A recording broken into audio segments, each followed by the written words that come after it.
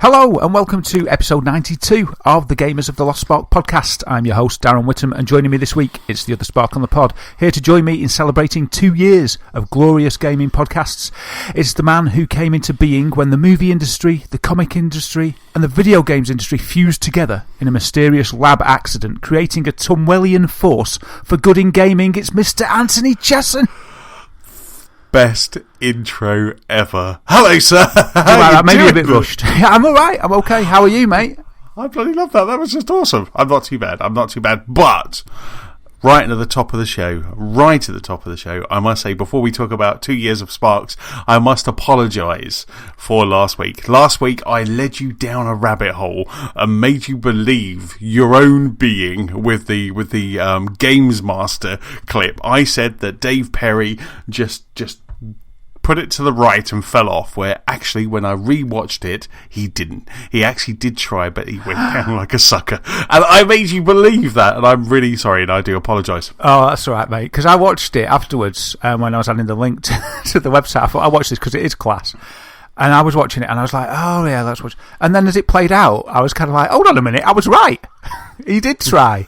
Anthony was wrong, but I got to give you credit, mate. You were so convincing that I just believed you. I was just like, oh, is that the way it is? Yeah, that's okay. And I was like, damn it, Darren.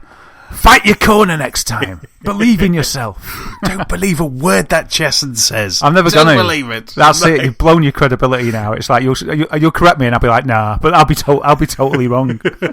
Is that his name? Who knows? It was funny. Did you read when I watched it? There was some official comments under the video. Did you see of what Dave Perry had said?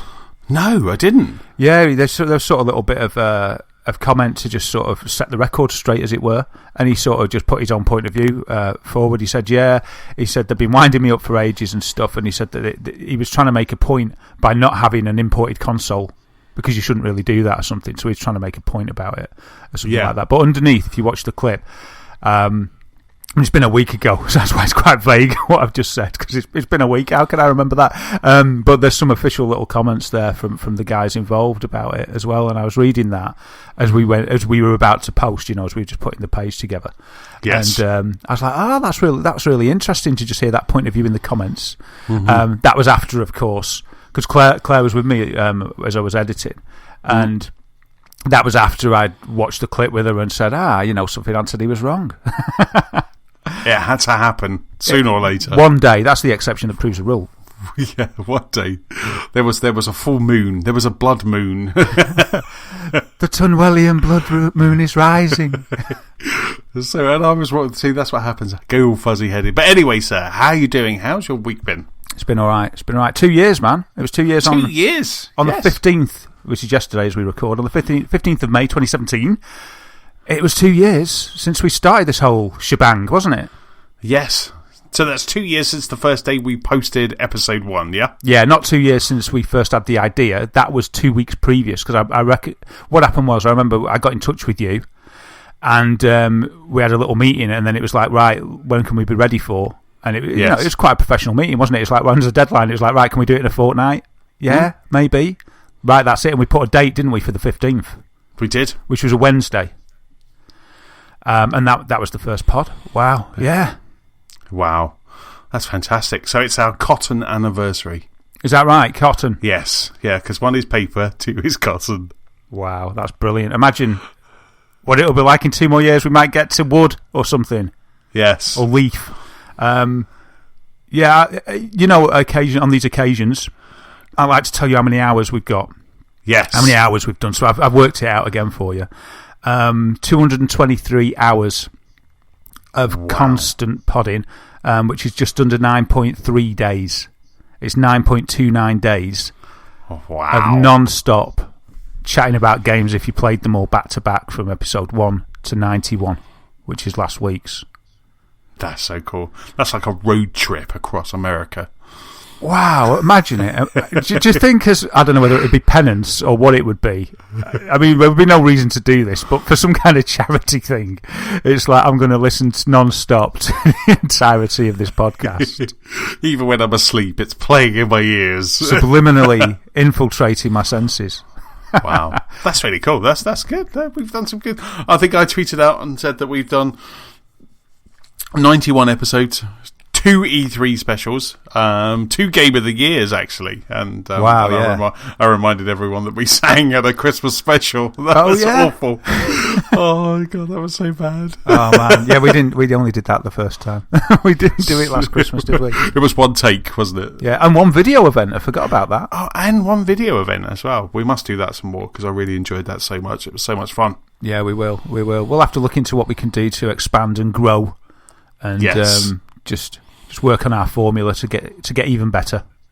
Yes, yeah. Get my face on YouTube again because I really enjoyed that. I just thought it was such a great episode. You know, just to kind of, I think if nothing else, just to kind of sit next to you and just kind of do this. You know, sit next to you and just chat and just and pod kind of next to you rather than the miles apart that we are. Yeah, and I thought it was great when we did that as well. Just for can you remember the episode number? If anyone's listening, we did that didn't know we did this. Antony and myself, we got together and we did a video episode last year in about, I think maybe March. It was late February because the reason being it was the week after my birthday. Oh, okay. So I'm not sure what the number is. Maybe we'll find out and put it in the show notes. And then if you want to have a look, we'll put a link in the show notes. And if you want to see us doing this sort of live in a YouTube episode, you can do. And it was really professionally done by a friend of ours who's got some really sort of state-of-the-art video kit. And it was a great experience. And we totally would do it more, wouldn't we, Anthony? It's just that we live 250 miles apart. That's all it is, you know. It's absolutely. Just logistics. Yeah, indeed. But we should definitely find that because, like I say, if you are new to the pod, we're 91 in. So if you are new, then it's definitely a good episode. And like I say, even though the news is a year old, it's just such a great episode. Yeah, you can see how we act together, what we look like and stuff because you can't see that on the pod. I thought it was great the way that because we do this all the time. But it was very natural, wasn't it? I remember Steve, who was filming it and doing the technical stuff. He was really impressed, wasn't he? The way that we have a kind of a rapport and we just chatted. It was just like this, wasn't it? You know, it was all in one take. We didn't have to stop. Apart from it, no. I had a bad cough. I remember that, and he had to come out with a sign: "Stop coughing, Whit." And I was like, "Do you think I'm doing this on purpose?" I thought it was really cool. I got quite excited when Steve started to mic us up. You know, when we were being mic'd up, I was like, "Oh god, this is serious stuff." I like this. This is really cool. And when we walked in the studio and it was all draped in green for the green screen. Yes. And there was that table there. It's so funny that it's just such a shoddy old table, but when you see the end result, it's like we're in Hollywood studio. Absolutely. It was like news night. It was just really cool. It was really cool. We've got to do it again. No, we do. We do. It's obviously exciting. Yeah, and you know, if we ever go to an event, which I'm sure we will, we'll be able to. We can work something out there because Steve's got a satellite van set up and stuff, so he can broadcast from anywhere. So we can do something. Wow. Live from EGX. We totally could. Live outside in the car park. Yeah, outside next to the skip, but we're there. Fueled by Starbucks. But yeah, I mean, like I say, 91 episodes is fantastic. And don't forget, you know, anyone who is listening, don't forget you can subscribe, you can like, and you can also write a review on iTunes as well. We normally put a link in the show notes, or I normally kind of tweet it out, but it will, you know, it's good. You can kind of give us a review on iTunes or just subscribe so you get it farm fresh. Yeah, absolutely. You know, it's I don't like we never say this really, do we, Anthony? And we don't want to seem that we're begging or anything, but it's good to see a review that says we're good, and it spurs us on to do more of this. If you like it and you write us a review, it just, I mean, we're going to do it anyway because we enjoy doing it, but it just we're going to do it if you like it or not. Yeah, even if you say you hate us, we're going to carry on. But it is just so lovely to see a nice review, isn't it? Yes, it's lovely. It's lovely. So like I say, I'll stick a link in the show notes. I'll tweet it out over the weekend where you can like, subscribe, and if you want to, you can leave a review. So anything else over your week that you've been up to? I was chatting to someone and I found out something. It's not related to games or IT or anything that surprised me and shocked me a little bit. My mate's great nana, right? It turned out in conversation, talking about a great nana's birthday. She was 103. Wow. And yeah, exactly. I was like, wow. And the whole table was like, whoa, that's amazing. I was like, can she still get about and stuff? She was like, yeah, she can. And I was like, that's amazing. That's so amazing. But anyway, we chatted about that. She mentioned about you know, you get in the British Isles, you get a telegram from the Queen on your 100th birthday. Yes. You've heard of that, haven't you? I have indeed, yeah. If you're a citizen of the UK, you probably know this. What I didn't know was you had to pay 20 quid for it. What? This was the thing that shocked me. I just couldn't believe it. She went, yeah, she got the telegram for the Queen, but before you get that, you get sort of a letter saying, giving you options, and like you got to pay for it. Wow, I can't believe it. It's like a Hollywood star. It's like a Hollywood star on the Walk of Fame. You have to pay for that yourself. Well, do you? Yeah. They don't just give them to you. You actually buy them. You pay for them. Oh, I thought it was some sort of award for being really good and appreciated. Oh no, they will. Again, it's kind of like your mate's gran. They will appreciate you, but you have to pay for it but yourself. You have to pay as well. Oh right, so if I had enough money, could I buy one and have a Daz Witt star? No, because you have to kind of be an IMDb. But could anyone in IMDb? Could anyone with an equity card but had enough money get themselves a star for cash alone, or is it got to be approved by the board? I don't. Maybe there's a board that is. Who knows? I could be lying, but I definitely know you have to pay for it because Adam West, 1966 Bill Dozier Batman, he had a star on the Walk of Fame. I think about 2 years ago, and he had he did a whole tour. So he did a tour where he went to different places talking about Batman, and this was the same time that DC released the Batman 1966 comic book and also the animated movie as well. And so he did a tour about that, and that was just to build up enough money so he could have a star on the Walk of Fame. Unbelievable. Well, I didn't know that. I thought it was like you were giving it as an award. And the same with this telegram. I thought if you reached 100, you get this telegram from the Queen saying, I don't know what it says. I don't know whether it says well done. I don't know whether it says actually get a move on because you've taken out of our society with your retirement for like 40 years. I don't know. Jesus, you went dark. I don't know what it says, but I did not. I thought it was free. I never in my wildest dreams. Imagine this, mate. You get to 100. And you're like, the one thing that's going to make my day today is the fact that I'm going to get this telegram from the Queen. Hooray for me!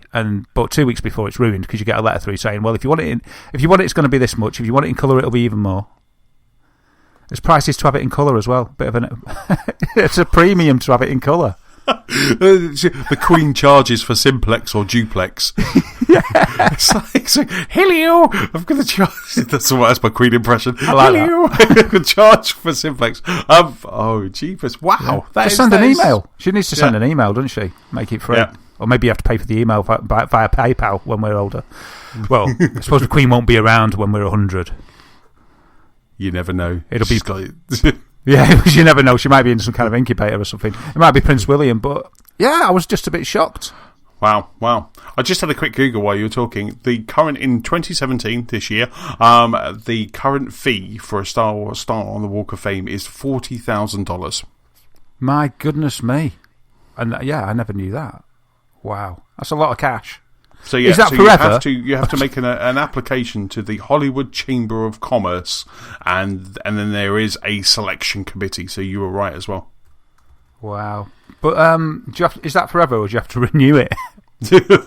No, it's forever. I think until maybe you do something bad and then they dig it up. Right, fill it in or something. But I think it's forever. Wow. Well. Yeah, there you go. I'm not quick enough with Google to find out about paying for the telegram. It's taking me to the government website, which will probably take me a while. It looks like you have to apply three weeks before the birthday. Right. I'll say stop clicking, otherwise you'll get a letter through the door on your birthday saying congrats on your 100. I wouldn't mind. I'd get it out of the way. Yeah. Fantastic. So what about you? What have you been up to? Well, I think I was talking about it last week, but at the weekend went into London, met up with James. So Nicola and I kind of met up with James, a friend of his, and also his good lady wife, Ali. So the five of us, we went to see Harry Potter and the Philosopher's Stone at the Royal Albert Hall. And what they were doing was it was Harry Potter, so you all got to see Harry Potter, but we actually had an orchestra was playing the soundtrack. So the full soundtrack was being played by a full orchestra, and it was absolutely fantastic. So Nia, who booked all of our tickets, she got perfect seats. We were right up the back, up the top, so we had a great view of the screen, quite a nice big screen. So we had a nice view of the screen, and then the orchestra were just there in front of us. It was just entertain us, like just entertain us. So it was absolutely fantastic. So as you're just watching the movie, the soundtrack is swelling, and then every now and then it caught me by surprise. And I don't know how a kind of 100-piece orchestra could catch you by surprise, but every now and then I was so into the movie that I was enjoying for maybe the 100th time, and every now and then there would be this big piece of music, and I'd go, oh yeah, I forgot you guys are down there, and then I'd spend the next 10 minutes just looking at the orchestra and just being kind of in awe as the orchestra you just saw kind of little intricate things being played, or I think James pointed out that there was like a bit of a Christmassy scene in the first movie, and there were sleigh bells, so all of the percussion section suddenly had sleigh bells, and it was just so amazing, and it was just absolutely fantastic that they were just kind of playing along, and it was incredible.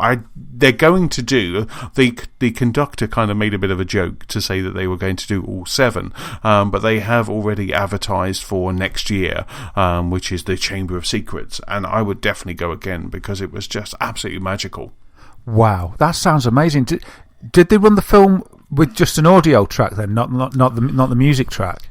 Yep, it was just audio. It had subtitles as well, but it was just audio on the screen. It was really cool because in the movie Harry Potter and the Philosopher's Stone, there's this one bit, and this really got me, and I was just like, but in the movie there is a 3-headed dog called Fluffy, and Fluffy is wooed asleep by a harp, and at the bit in the movie where the Harry, Hermione, and Ron go into this room where Fluffy's asleep and the harp is playing, it was actually a harpist on stage was doing the music from what that harp was playing, and it really just, I don't know if it was just where I was, the acoustics, but it really just struck me. It was really lovely just to see this kind of on screen and see this woman just kind of play the harp. It was absolutely fantastic. And there was also a choir as well, kind of at the back, so every now and then the choir would get up and you'd be like, oh, we're getting some good stuff in a mo, and they would just kind of belt out and it was so cool. It was a really good, I mean,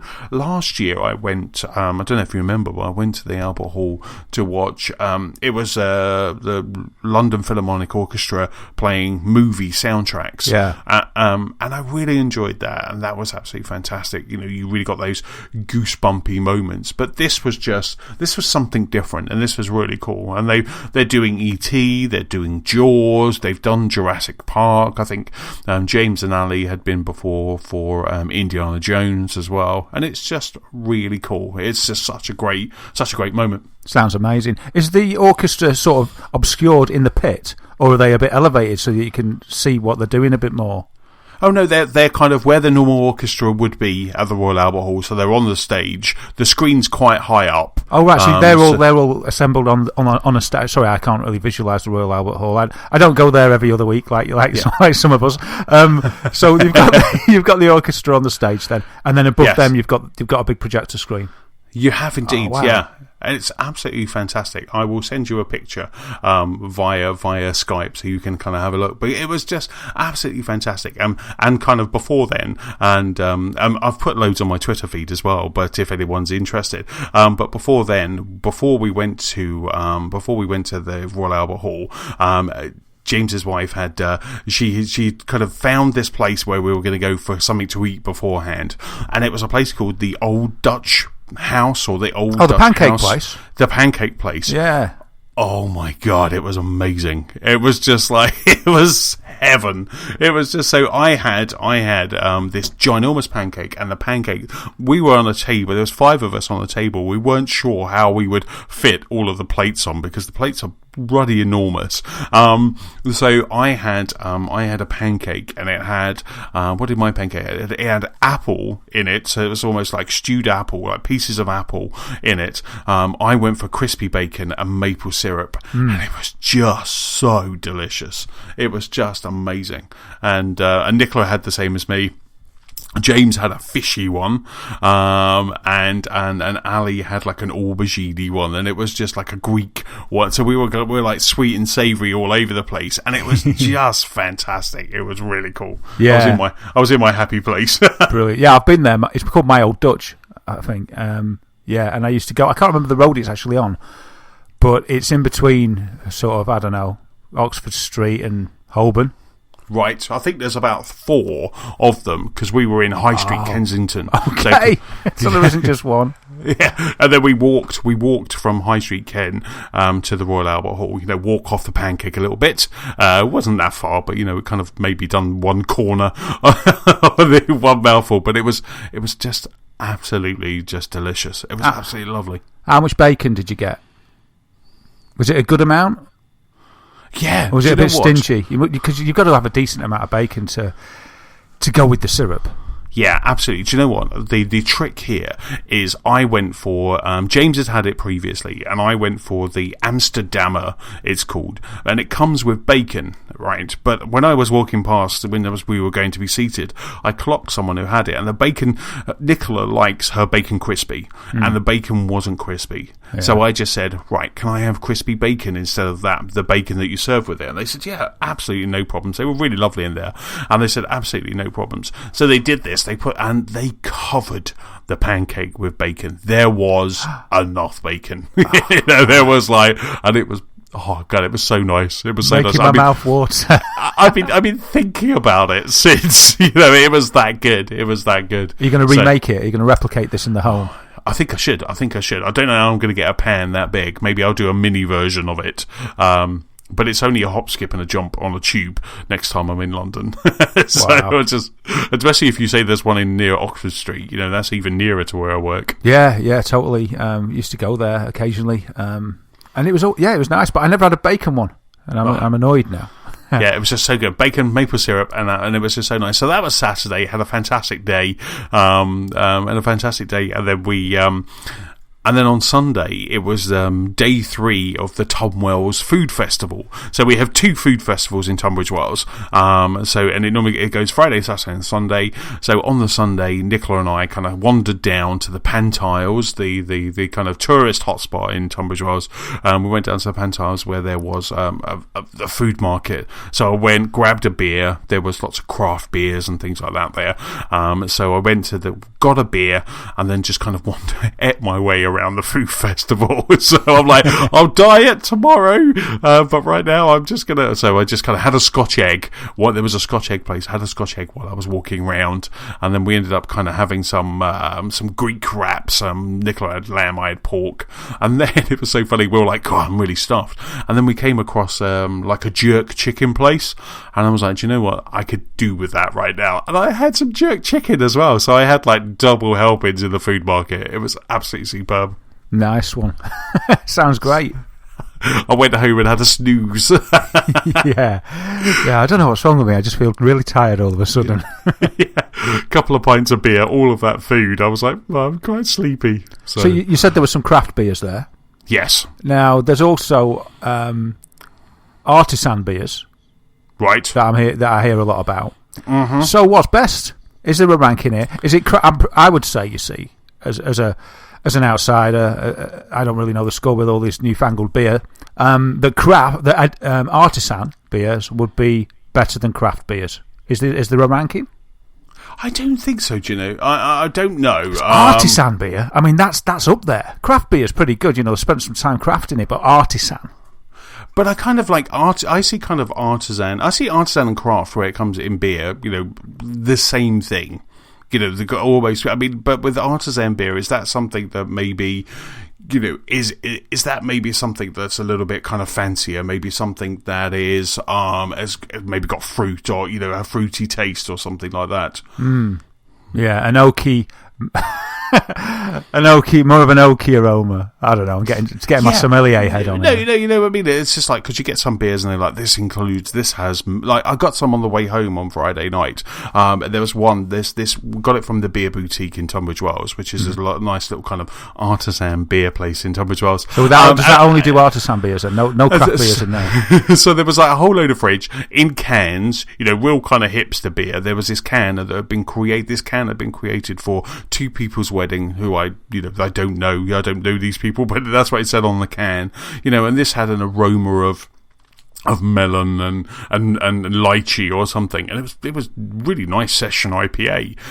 But I would kind of call that as an artisan beer because it's just something maybe a little bit different to the norm. Okay, a little bit quirky, a little bit special. Yes, I'll have to fact check this with friend of the show Manny, who is currently brewing his own beer. I am just in awe of this man. He is brewing his own beer. He's not content with getting a beer box of the month. He is actually brewing his own beer. This will either go amazingly well or his house will blow up. I don't know. What's he doing? Is he brewing craft? Is he not at that level? Do you have to sort of hone your trade for a bit before? I don't know. We'll have to wait and see, I guess. We've got maybe 3 or 4 weeks before he cracks that bad boy open. But if he's good enough, maybe this could be we could inch the other two out with something even more special. Maybe just slap a label on saying Adept beer. Manny beer. Masterful beer. It might be, it might be ready just around E3, so maybe you should call it E3 Brew or something. But I will check and see if he knows the difference between craft and artisan beer. E3er. Yeah, brilliant. Yeah, cool. So that was it, really. That was my weekend. Quite a busy weekend, but a good weekend. Sounds great. So what have you been playing? I've been playing. I've donned the HMD and played a few VR games. I know you've been wanting me to play Batman Arkham VR. So yes, because we got a code, didn't we, from Warner Brothers? Yeah, which you've kindly passed over to me. So I've played it now. And it's good, isn't it? It's all right. It's okay. It looks amazing. It does, doesn't it? It does look amazing. Did you like, now the bit that got me and the bit that sold me on VR, and then I'll shut up and let you talk, but the thing that sold me on VR was right at the start in Arkham VR, where you are young Bruce Wayne and your parents are standing there in front of you, and the Joe Chill, whoever that character is, then kills your parents. Spoiler alert, kills your parents. And I just felt so small and when vulnerable. I put that on. Yes. Yeah, that was a great effect. And I don't think any other VR experience or game that I've played has done that to me. Right. Made me feel small in that way. Right. And vulnerable in that way, so it's fantastic. I really liked it. I also noticed when I went through the options, and I don't know if this was on the PSVR version, but I looked at the graphical settings, and the default was foveated rendering. Remember we spoke about that either last week or a few weeks ago? Yes. It renders at a higher resolution what you're looking at and lets the rest go a little bit to save processing power. Mm-hmm. And I was like, oh wow, look at this, he's got foveated. That was the highlight. Wow. For me. But I must admit, I changed the options over through the other graphical modes. It might just be me, but I couldn't really see a difference. But I thought that was a good thing. I thought, well, I'll leave it on foveated rendering and save this, and hopefully that'll make it run better. And if I can't see a difference, then that just shows how good it was. I certainly didn't have any problems with frame rate or judder or anything like that. So, I really enjoyed it. I loved the bits where you saw yourself in the mirror as Batman. Yes. Oh, and suiting up. Did you move your face? Did you move your face? Because I did. I did a grimace. I did. I was like, poked my tongue out. And then I was like, Batman. I did like a grimace at the mirror. Because it was matching me so well. It sort of, it really does make you feel, it gives you that illusion, doesn't it? It really does. So, I was sort of there and I was posing, sort of going, with my muscly Batman arms and my amazing torso that I had in this mirror. I was thinking, I could get used to this. So and then I got really close to the mirror, sort of put my head through and it says out of play area, so I just came back as close as you could be, looking at the textures, which looked really amazing, moving my head about, and then started pulling faces, and then I was actually surprised for a split second that wasn't reflected back at me, and I was just like, Daz, don't be a fool. But I love the suiting up bit, how you grab the gloves and stuff, put the cowl on, and then it all sort of went, got that digital overlay. And I enjoyed it. I thought it was darker than I expected. Yes, It being was a lot darker than lowered, it. being lowered into the Batcave is, that was my first taste of VR way back when at EGX. And that will always stick with me. I think that is just such an amazing sensation as well, isn't it? That's a great moment because, I didn't know what I was doing in it. So you're there in the foyer, aren't you? And I was playing with the piano, just kind of like, I don't know what I'm supposed to be doing. Then all of a sudden, and you get lowered in, and I was like, wow. And the way that the game animates it, if you like, it was almost as if I felt the jolt. Yes, I didn't though. Yes. I stood on the carpet. But it's almost as if my brain kidded me that I felt that jolt as when an elevator starts moving down. And down we went into the Batcave, and it was just stunning. I could sort of tell that it was made for PSVR because, and rightly so, it's based on very much being stationary, isn't it? And just it transports you into the different situations and stuff. But it was cool. It was a bit shorter than I expected. I turned it off because I was running out of time, and I thought, I haven't got enough time. I'll just turn it off. When I put it back on, I had literally about a minute. And then it was over, and I was like, because I expected there to be more. But then there's all these Riddler puzzles and stuff, isn't there, that I haven't done yet. Yes. But I was a little bit disappointed, and maybe you tell me if I did it wrong. But I was a bit sad because I got to pick a vehicle to go off to investigate stuff, and I had a choice between the Batmobile or the Batwing, and I picked the Batwing, and I sort of expected to end up being in the cockpit and be hurtling along. But I didn't. I just got a transition, and then there's some sound effects, and then I was stood next to and the Batwing sort of flew off. And is that right? So there is no actual being flown around in the game that I missed. Because I chose the Batmobile because I wanted the same thing, because it's kind of almost like the Batman versus Superman Batmobile. It's a bit like that. It's a bit like Chris Nolan's Batmobile, and I was just like, I really want to just kind of sit in that. Even if it was on rails, I didn't care. I just wanted to drive and look around. But they're the same thing. It kind of fades to dark, fades to black. There's lots of noise, isn't it? And then it fades to light, and you're there. But the Batmobile's right next to you, or in your case, the Batwing's right next to you. Yeah, I was a bit sad about that because I was all ready to sort of, if it would have done it, I was going to pause it and grab a chair for that bit, and then sort of imagine that I was in, and then and take the chair away when I was stood up. It'd even be better if you had somebody extra there that just put the chair behind you and said, "Right, sit down now," and then. But yeah, the thing I took away from it, I thought it was really good, and it's some of the best graphics I've seen as well. I thought it was just beautifully done. I thought that's what a VR trailer for a film should be like. Because it's a bit longer than the trailer, but it's nowhere near a game. But I thought if they want people to get buy-in for a new game, but use the medium of VR. Now I haven't seen it, but I believe there's some sort of Alien Covenant VR experience / trailer. Right. And the comments that I've read on it, everybody's just annoyed that it's just another one of these 360 videos that's really sort of murky, blurry and boring. I don't know because I haven't tried it, but that's what people are saying. And I finished after I'd read that, and after finishing Batman, I thought, I know it would probably be counterproductive cash wise. In the future, maybe it'd be cheaper to do. But if they could do something like that for a new film, I think that'd be a great way to garner hype. But having said that, when more people have got VR headsets, it may be more tempting for people to do. But so I enjoyed it. I enjoyed it a lot, and it'll be one of those games that I demo to people as well. Right. I think that's it's good, but not to children, because even though it's Batman, it's certainly not a kid's Batman, is it? No. I think you could, for children, I think you could definitely do that opening scene where you're just being dropped into the Batcave. I think you could do that and then chucking batarangs around. Kids will probably love that, but you're right, the rest of the game is not, it's not for kids. No, I just skipped the morgue and stuff like that. Yeah. And then while I had my VR set on, I played Portal Stories VR, which I'd had for a while, but I hadn't played because it's been away being fixed and stuff. So Portal Stories VR is a fan created mod for Portal 2, so you have to own Portal 2 to be able to play it, and it's a Portal game in VR. Wow. And using I think it's using the Source engine. It looks very much like Portal. It looks very much like its inspiration, Portal 2. So I've had a go on that. I spent a few hours in that, and that is really good, really great puzzling game in VR. The only disappointment with that is I haven't got the portal gun yet. It's all about you've got two devices. One a bit like the Batman teleporter one, so you use one of your instruments to sort of teleport around the room. That's fine.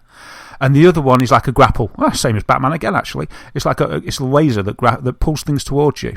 Right. And all the puzzles that I've played so far have just involved the cubes, the sort of cube companion, and the laser cube that reflects the lasers in rooms. Mm-hmm. So I think I've only got to level 10 so far, and I haven't read anything about it because I don't want spoilers. But maybe there's no portal. Maybe there's no portal guns in it. I was thinking it'd be difficult to run through a portal anyway. With the way that VR works. So maybe it's just about puzzle solving using like the cubes and stuff like that. But it's really good. It's really good. It makes you think. It's got the same sort of narration that you expect from sort of a Portal game from Valve. And it's really good fun. And the good thing about that is free. If you've got Portal 2, it's free. Wow. If you've got Portal 2 and you've got a VR system, it's free. So well worth a look. If you happen to have bought Portal 2 in the past and you've got a Vive, I'm not sure if it's on Oculus, you'd have to check, but you can pick it up for free, and it's great, really good, high quality product.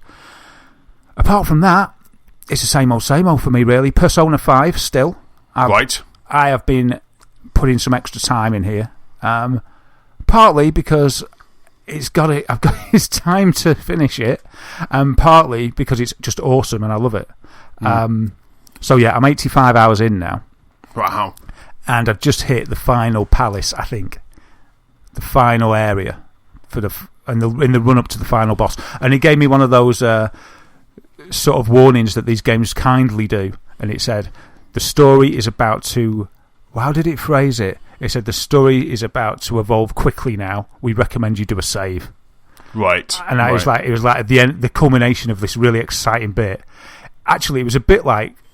It was where the game starts, okay, with an amazingly exciting scene, and then it does that thing where the rest of the game you're playing is what's being recounted by the protagonist. Right. Because he's basically being interrogated in a prison cell.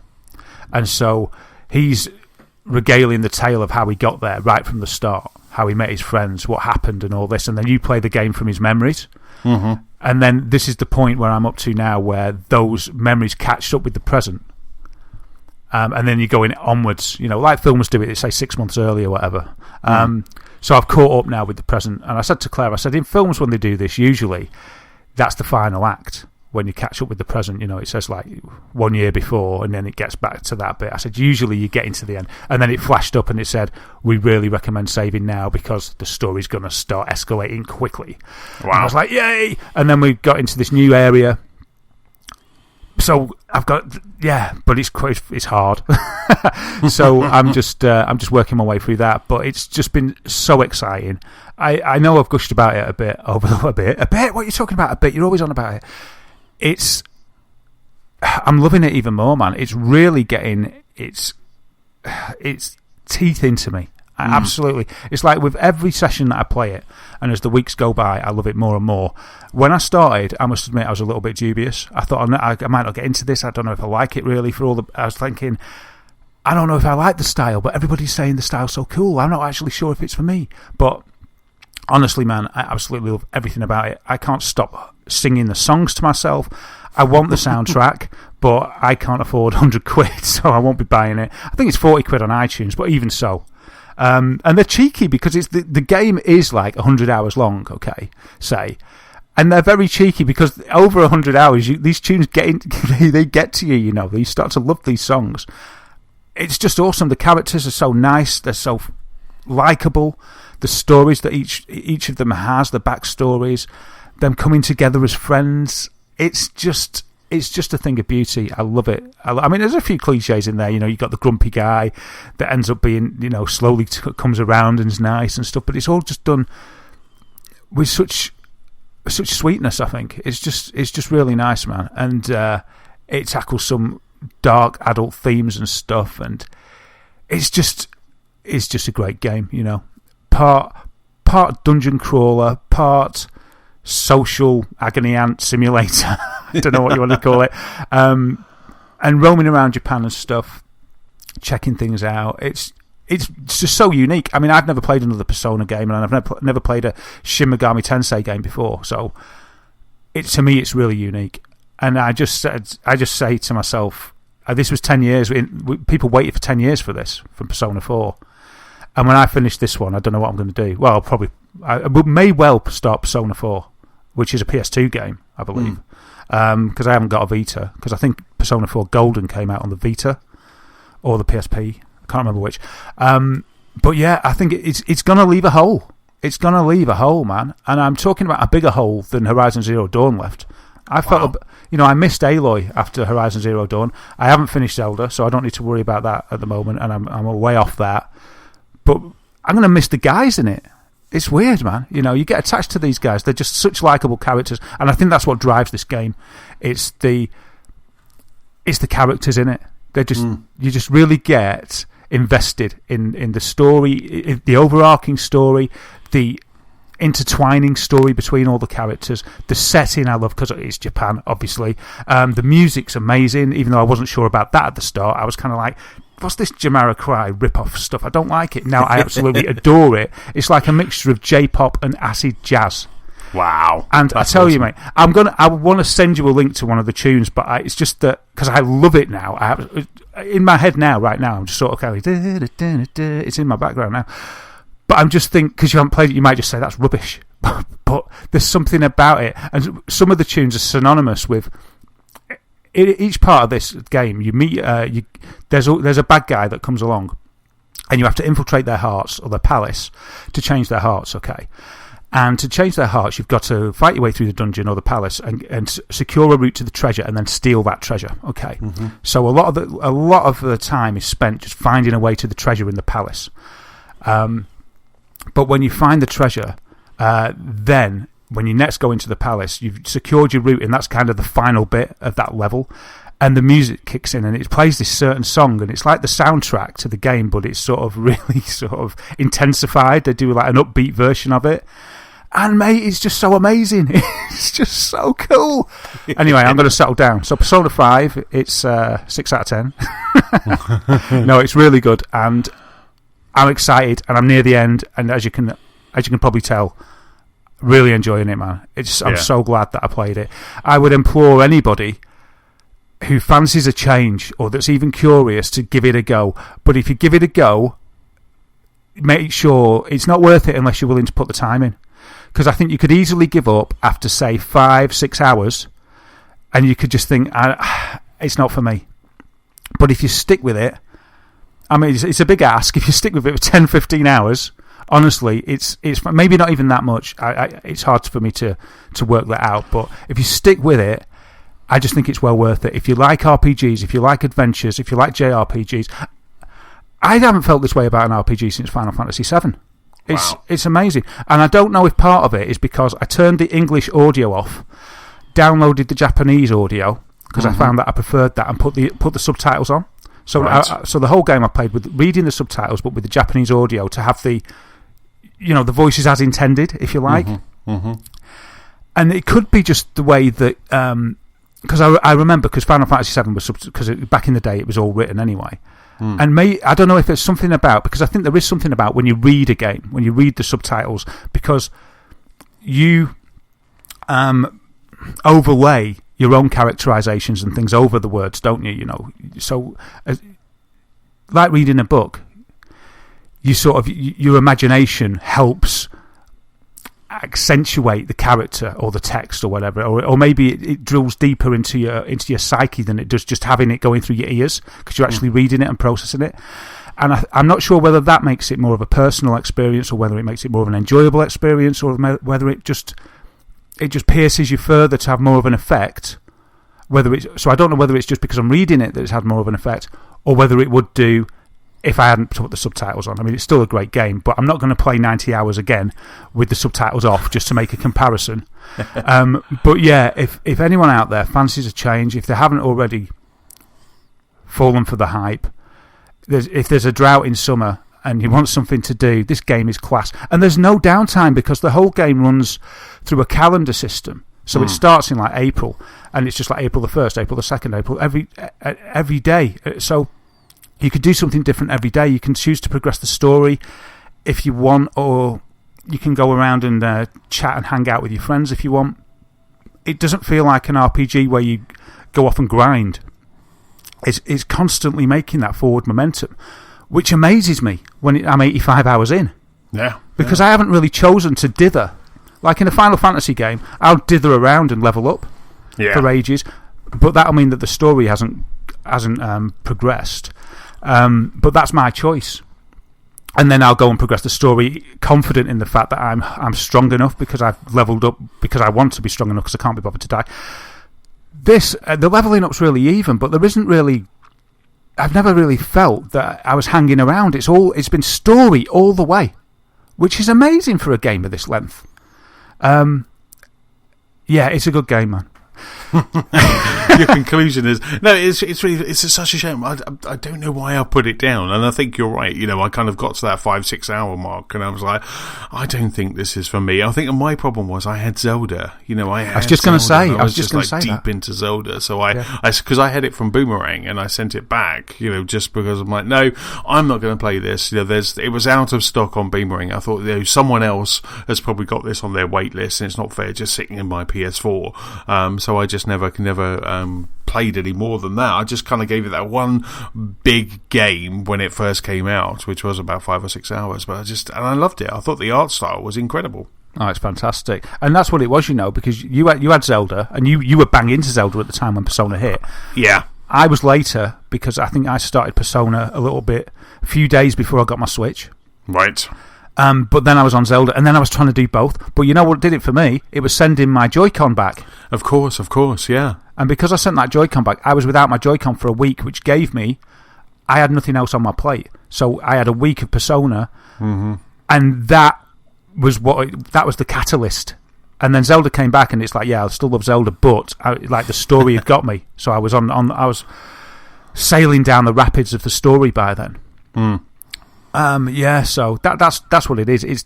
It's difficult when there's distractions, because a game like that, you do want to concentrate. You've got to play enough of it on its own for it to sink its teeth into you. Otherwise, it's difficult to play in a fragmented fashion, I think. Yes. Like any story-based game, isn't it? And the trouble is, I totally agree. You had Zelda, and we've had so many games all at once. It's been very difficult to concentrate on one, especially when one's going to be 100 hours, and there's all these other games to look at. So I don't blame you at all for... You made a choice that was right for you at the time. You're like, I'm not going to play it, so I'll just get rid of it for now. But if there's ever a time when there's a bit of a lull, which I don't think there ever will be, unfortunately, it'd be well worth a look. Yes, it's absolutely. Just fantastic. It's fantastic. I might have a look at Persona 5, and Persona 4, sorry. Well, I have a Vita with Persona 4 Golden on it. If you want to play that from the start, I can always bubble wrap up my Vita and send it up to Brighton. Oh yeah, good old Brighton, Whittam Towers, PO Box. Oh God, I said it again. Do you know, in my head was, don't say Blackpool, say Brighton, and I'm like, and then the other way around. God, I'm just dumb. So yeah, if you want me to send it to Blackpool, I could happily wrap up my Vita. I downloaded it, I bought it digitally. So it's on the memory card if you want to play it. That is a beautifully generous offer. I may take you up on it, but probably when I complete Persona, I need a rest. You're probably going to need a Persona break, aren't you? Yeah. There's lots of things coming. There's a couple of beat 'em ups that are coming on the horizon, isn't there? So there's lots of stuff coming. Injustice, Tekken 7 and stuff. They'd be a nice break. But yeah, I just hope that it's not 10 years till Persona 6. I'm completely converted. I love it. I've bought a mug, a Persona mug. I want to get a Persona T-shirt. Have you seen the Persona T-shirts that are on Insert Coin? No. Yeah, they've got T-shirts and Insert Coin. Oh wow! Yeah, I'm completely bowled over by the whole thing. I love it. Anyway, and I've also been playing Hot Wheels, which is equally fantastic. And also there's Hot Wheels. There was also a game which was called Persona Dancing All Night as well. There was Persona 4 Arena, and there was also Persona 4 Dancing All Night, and that was on the Vita as well. And you know how much you like your dancing games, your rhythm action games. Maybe that's kind of. I love rhythm action games. The only pity is that I don't know the characters out of Persona 4. But I suppose I can remedy that by borrowing it off you. But if a dancing game came out with the Persona 5 guys, I'd be there. And there was also there was a 2D beat 'em up like Guilty Gear X. Right. Was that the Arena one? That might have been the Arena one. That was Persona 4 Arena. Yes. And that looks that looks good. That looks really good. I'm that into it. The other day I watched a YouTube video, History of Persona. Oh my goodness. From GameSpot, so that I could get up to date on it all. From Persona 1 in like, I don't know, 2000. It was quite late. Maybe it was early 2000s. It can't be. It must have been 97 because it's 20 years of Persona. So I was watching that and it mentioned the dancing game and the beat 'em up game, and I was like, oh man. And I was like, oh, what a shame it wasn't the same characters all the way through, because I like my guys now. So I want the spin-off games with my dudes, with Joker and Anne and Ryuji and Makoto. There's like 8 of them, there's 8 mates you make. Right. More maybe, because there's the guy that takes you in. He's a nice guy, old Sajiri. Oh man, what a game. Fantastic game. But yeah, I'd finished on Persona. Hot Wheels as well, but maybe we should talk about Hot Wheels together, because I've gone on a lot. I feel like I've gone on a lot. So yeah, I was just checking Insert Coin. They do have some T-shirts. I'm not sure if they're Persona 4 T-shirts though. But I'm not sure if they've got T-shirts, and they've also got jackets as well. And I'll tell you what, also, while we're talking about Insert Coin, they've also got a Shenmue jacket as well. Oh, what, the leather one with the tiger on the back? Yes. I saw that the other day, and I was like, oh my god, that's got Daz written all over it. The Hazuki one, it's like brown leather, isn't it? Yeah, brown leather with that tiger on the back. Yeah, I could just see you kind of walking the streets of Blackpool. strutting the streets of Blackpool with one of them on. That was one of the rewards, wasn't it? For one of the tiers of backing it, if you paid like stupid amounts of money, I think you got the jacket. Oh, right, really? What, in real life? I think so. Like a proper jacket. Maybe they did. Maybe they were doing it with Insert Coin. And dinner with Yu Suzuki. Yes. You have to pay. But Hot Wheels. So you've still been playing Hot Wheels. We had that meetup where we all just kind of, which was a right chuckle. But we never managed to kind of get together this weekend. But I've been playing. I've been playing some Hot Wheels. I've been going through all the different championships, and I can't stop playing it. I mean, for me, the 2 games I've been playing this week is Mario Kart and Forza Horizon Hot Wheels. I'm just back into driving games, and I'm just absolutely loving it. So I'm still kind of cracking my way through 150cc, trying to get 3 stars on all of them. But Forza Horizon 3, I am constantly just smiling and just in awe of that expansion. I just think it's absolutely amazing. It's incredible. It is incredible. I mean, it's been raining here quite a lot.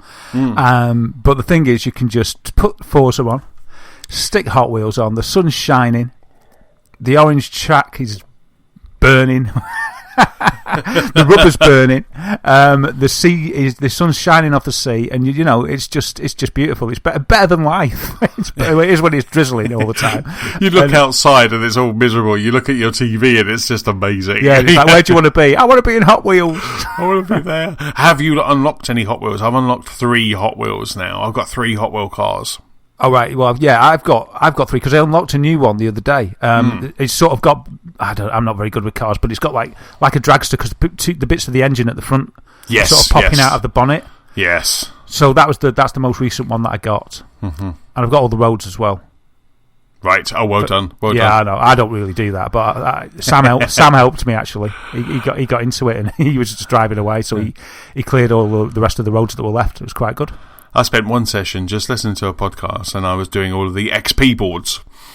Oh, right. I don't think I found one XP board. Are they on the map? They no, because when I was playing Forza Horizon 3, there was an extra. It was probably about £1.79. I don't know if you remember me saying on the pod. It was like £1.79 or something, and I had some free credit from Microsoft, so I bought the map expansion, and that just unlocks all of in the main game. Shut up! In the main game, it lost all of the fast travel and XP boards. So now I just travel What a cheat! To the nearest road to the XP No board. honour. Find the XP board. And there was one though.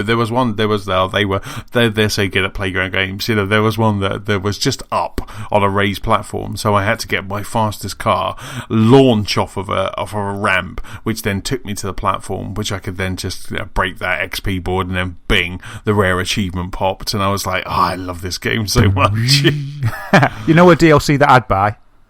What? I'd love a DLC that enabled me to take away your DLC. Oh my god, why would you do that to me? I'd spend like £5 for a DLC that took away your ability to see the XP boards. Well, it's quite funny because when I got Blizzard Mountain, I was like, oh, where can I buy the map for Blizzard? Where can I buy that map for Blizzard Mountain? And I couldn't find it. But what I didn't do was look at the bottom of the screen. It was reveal all boards, because it just kind of comes on with you to the next piece of DLC. So the moment I fired up Hot Wheels, I just pressed that button straight away. I was like, there you are. And it also shows you where the barn is as well for the barn finds. What's happened to the thrill of discovery? I don't care. I just want to play it. So my game is to get all of those before Matt and Stuart do.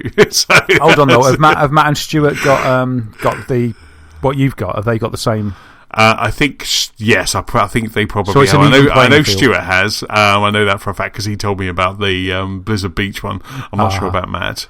I was going to say, if you're saying my aim's to beat them, but you're the only one that knows where they are. It's a bit harsh. So they unlocked all the raids before me, and at the moment we have a really cool backwards and forwards on Twitter at the moment with doing jumps. So there's a couple of jumps in the Hot Wheels track, a couple of danger zones, I think they're called, or danger signs. And it's like, how far can you jump? So we've got a couple of leaderboards that are happening at the moment, and there's a whole group of us that are just like, once you get to the top of the leaderboard, you just take a picture of that leaderboard and you tweet it to the others, go, I'm just gonna leave this here, and you just drop that there and then just kind of walk away. And at the moment, they're killing me, because there's one where I am top, but there's another one where I just do not know where Manny, Stuart, another Stuart Mill, and Matt, I don't know how they got that far, and I keep trying different cars, different configurations, and I cannot get the run up that they're doing, and I can't ghost it either to see where those buggers were.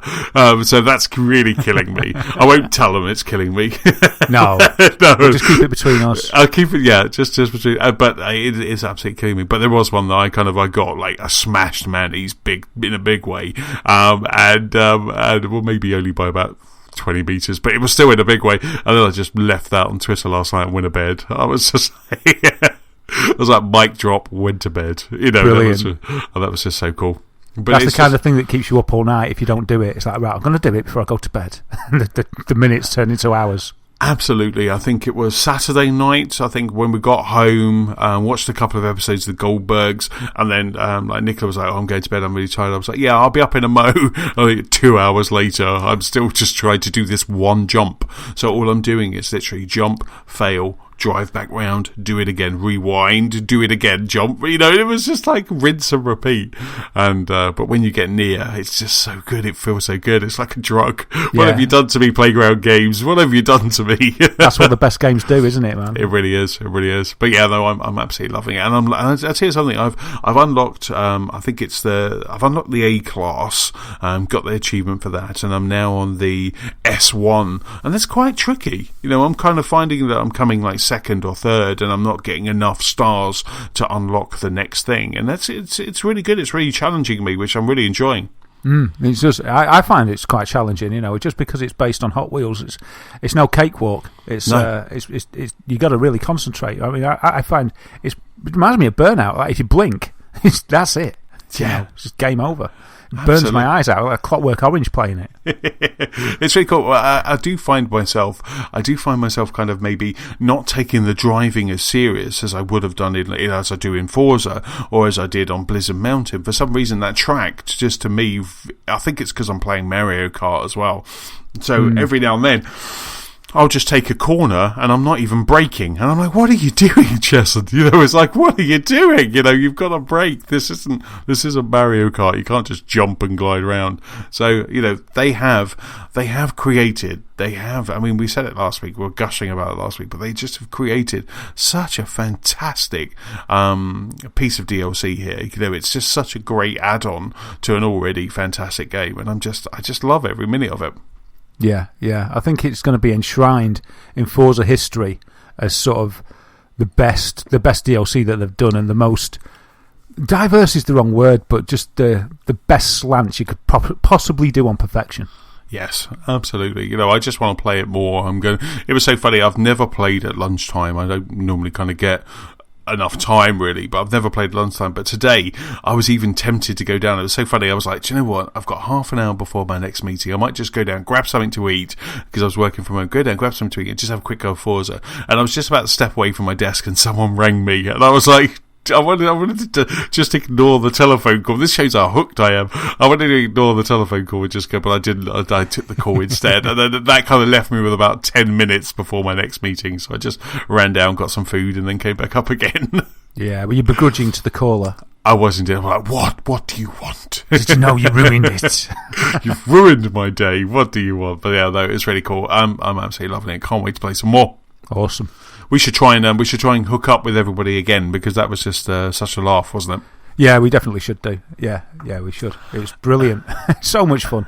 And also, we were threatening it. I think the other week we'll do another kind of a Lost Spark Car Club meet, and we should do another one of those, because that was good fun as well. So it's good to kind of get together with some people in our car club and some listeners, and just kind of play some Forza. Yeah, we should do it. I mean, you were Master of Ceremonies last time. Yes. I think you're used to the role. I'm here waiting for your date. Let's date it. I think if it's not next week, the week after or something like that, if you've got the availability. Okay, yeah, let's do that. That'd be really cool. So let's start the news section. Finally, we'll start the news section. And in this week's news section, there's shocking news for IO Interactive. A new Zelda mobile game is in the work, and also, if that wasn't good enough, a Lego game has been announced. But the first piece of news, and kind of sad bit of news, is with you, Daz. Yeah, it is, and it is sad. So let's get it out of the way. I think this is if it's not the only bit of sad news, it's definitely the worst bit of sad news that we've got to talk about, and it's about Square Enix getting rid of IO Interactive, who are the developers of Hitman, in a really surprising turn of events, because Hitman, it was controversial when it was announced they were going to do it as episodic content. There was a few doubters, myself being one of them. And by all accounts, the game turned out to be excellent, which James will atone to. And I am sorry, James. I want to play it, and I'm going to play it. I just haven't had time, because 2017 came along with 1,000 AAA games. But yeah, James's it was his game of the year, wasn't it? It was his game. It was James's game of the year. Yeah, the way that he told the tales about it completely sold me, and you, I think, as well. The reviews came in, and each episode seemed to get better and better. The interactivity, the things that you could do, the stories that you could play out yourself in the game. So this game's a hit. They rejuvenated a license that, after start, Hitman was awesome when it first came out. It seemed to sort of dip in the middle. It was starting to get its reputation tarnished, and this controversial episodic version brought it back into the spotlight, got the community buzzing again, got the fans there. I thought it was a given that this would get a sequel. It was just, when is season 2? We talked about it. We were like, oh, can't wait for season 2. I think there'd even been talk of season 2. But all of a sudden, Square Enix announced the other day that they were going to sell it off. And that was because they made a loss of £33 million, not dollars, pounds, in their financial results for the year, for last year, or the year ending 31st of March 2017. And so presumably they're trying to mitigate some of that loss by selling arms of themselves that they can. It confuses me a little bit, because if a subsidiary of yourself is making a good product, wouldn't it be wise to keep it? Yes. I mean, there must be financial reasons that I'm not aware of, obviously, otherwise they wouldn't be selling it. It can't be as simple as that. So they made a statement. Square said, to maximise player satisfaction as well as market potential going forward, we are focusing our resources and energies on key franchises and studios. As a result, the company has regrettably decided to withdraw from the business of IO Interactive as a wholly owned subsidiary and Danish corporation as of March the 31st, 2017. It's just really sad. It's shocking as well. Like they say, focusing their energies on key franchises and studios. I thought that Hitman had become a sort of resurrected key franchise for them. Absolutely. I mean, this not only wasn't only like James's Game of the Year. It was Giant Bomb's Game of the Year. It was a lot of contenders. A lot of people were loving this and talking kind of the way that James does about it. Really kind of, and the open-endedness just had people just going crazy over it. So it just, if this game would have bombed and you heard this information, you would have gone, yeah, fine, that's because it was on the way out anyway, and it would have been like, yeah, okay, that's a sad tale. Well, we're best off without it, but it didn't, did it? It rose up. Yeah, absolutely, and it just befuddles me that you just have something like this. But obviously, you were saying that they've lost quite a lot of money on it. So that I think that's collectively, not just on Hitman, but Square Enix have just lost all that money, and they're trying to recoup it. But what I don't understand is where they're going to get what they're concentrating on. My just throwing it out there is that surely Hitman, because of the way that it was episodic, I would have thought that was a profitable model. Yeah. And also, if they were going to do a season 2, I'm not sure if season 2 was going to run with the game that you purchased, the very first game, which was about $15.99 UK. I'm not sure if it was going to run with that, or whether they could have easily have just brought out another, updated the engine and said, right, you get in season 2, but it's going to cost you an entry fee of $15.99 again. Yeah, just sort of telltaled it. And then off you go, and then you pay you continue going with your episode. But it's a big game, and it probably had a big team. But it just shocks me that when a game is at its height and it's critical accolades that it has, that it suddenly just gets dropped. Yeah, the rug pulled it up from under its feet. It's really shocking. I mean, I've read a few reports about Square saying that they were disappointed with sales of Tomb Raider. Mm-hmm. They set the expectation really high, didn't they, for Tomb Raider? That's the thing, isn't it? It's because it sold. We thought, we think, yeah, it sold well, it's a hit. But they're like, yeah, it only got to sort of 80% of what we expected. But they're like you say, their expectations are sky high, aren't they? Yeah. And obviously we've got Hitman, which they've dealt with. Deus Ex apparently is on hiatus. Yeah. After the last one not doing very well. But I played that, and to be honest, it didn't blow me away. You know that I like to complete games. Mm-hmm. I paused on that one, and I've never been back. Wow. And I just it just feels exactly the same as Human Revolution. Was that the previous one? Yes. I even forget what the latest one's called.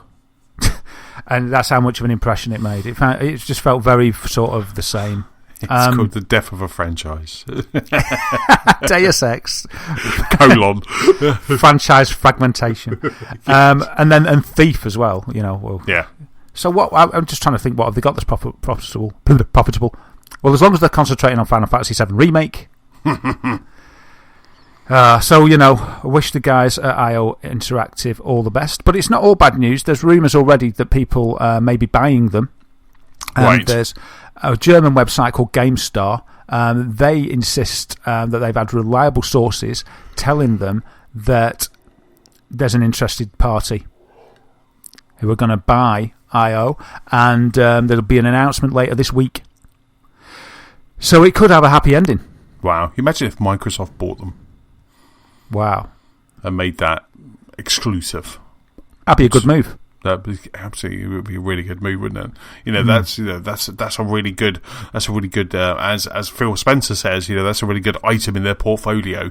To have something like that.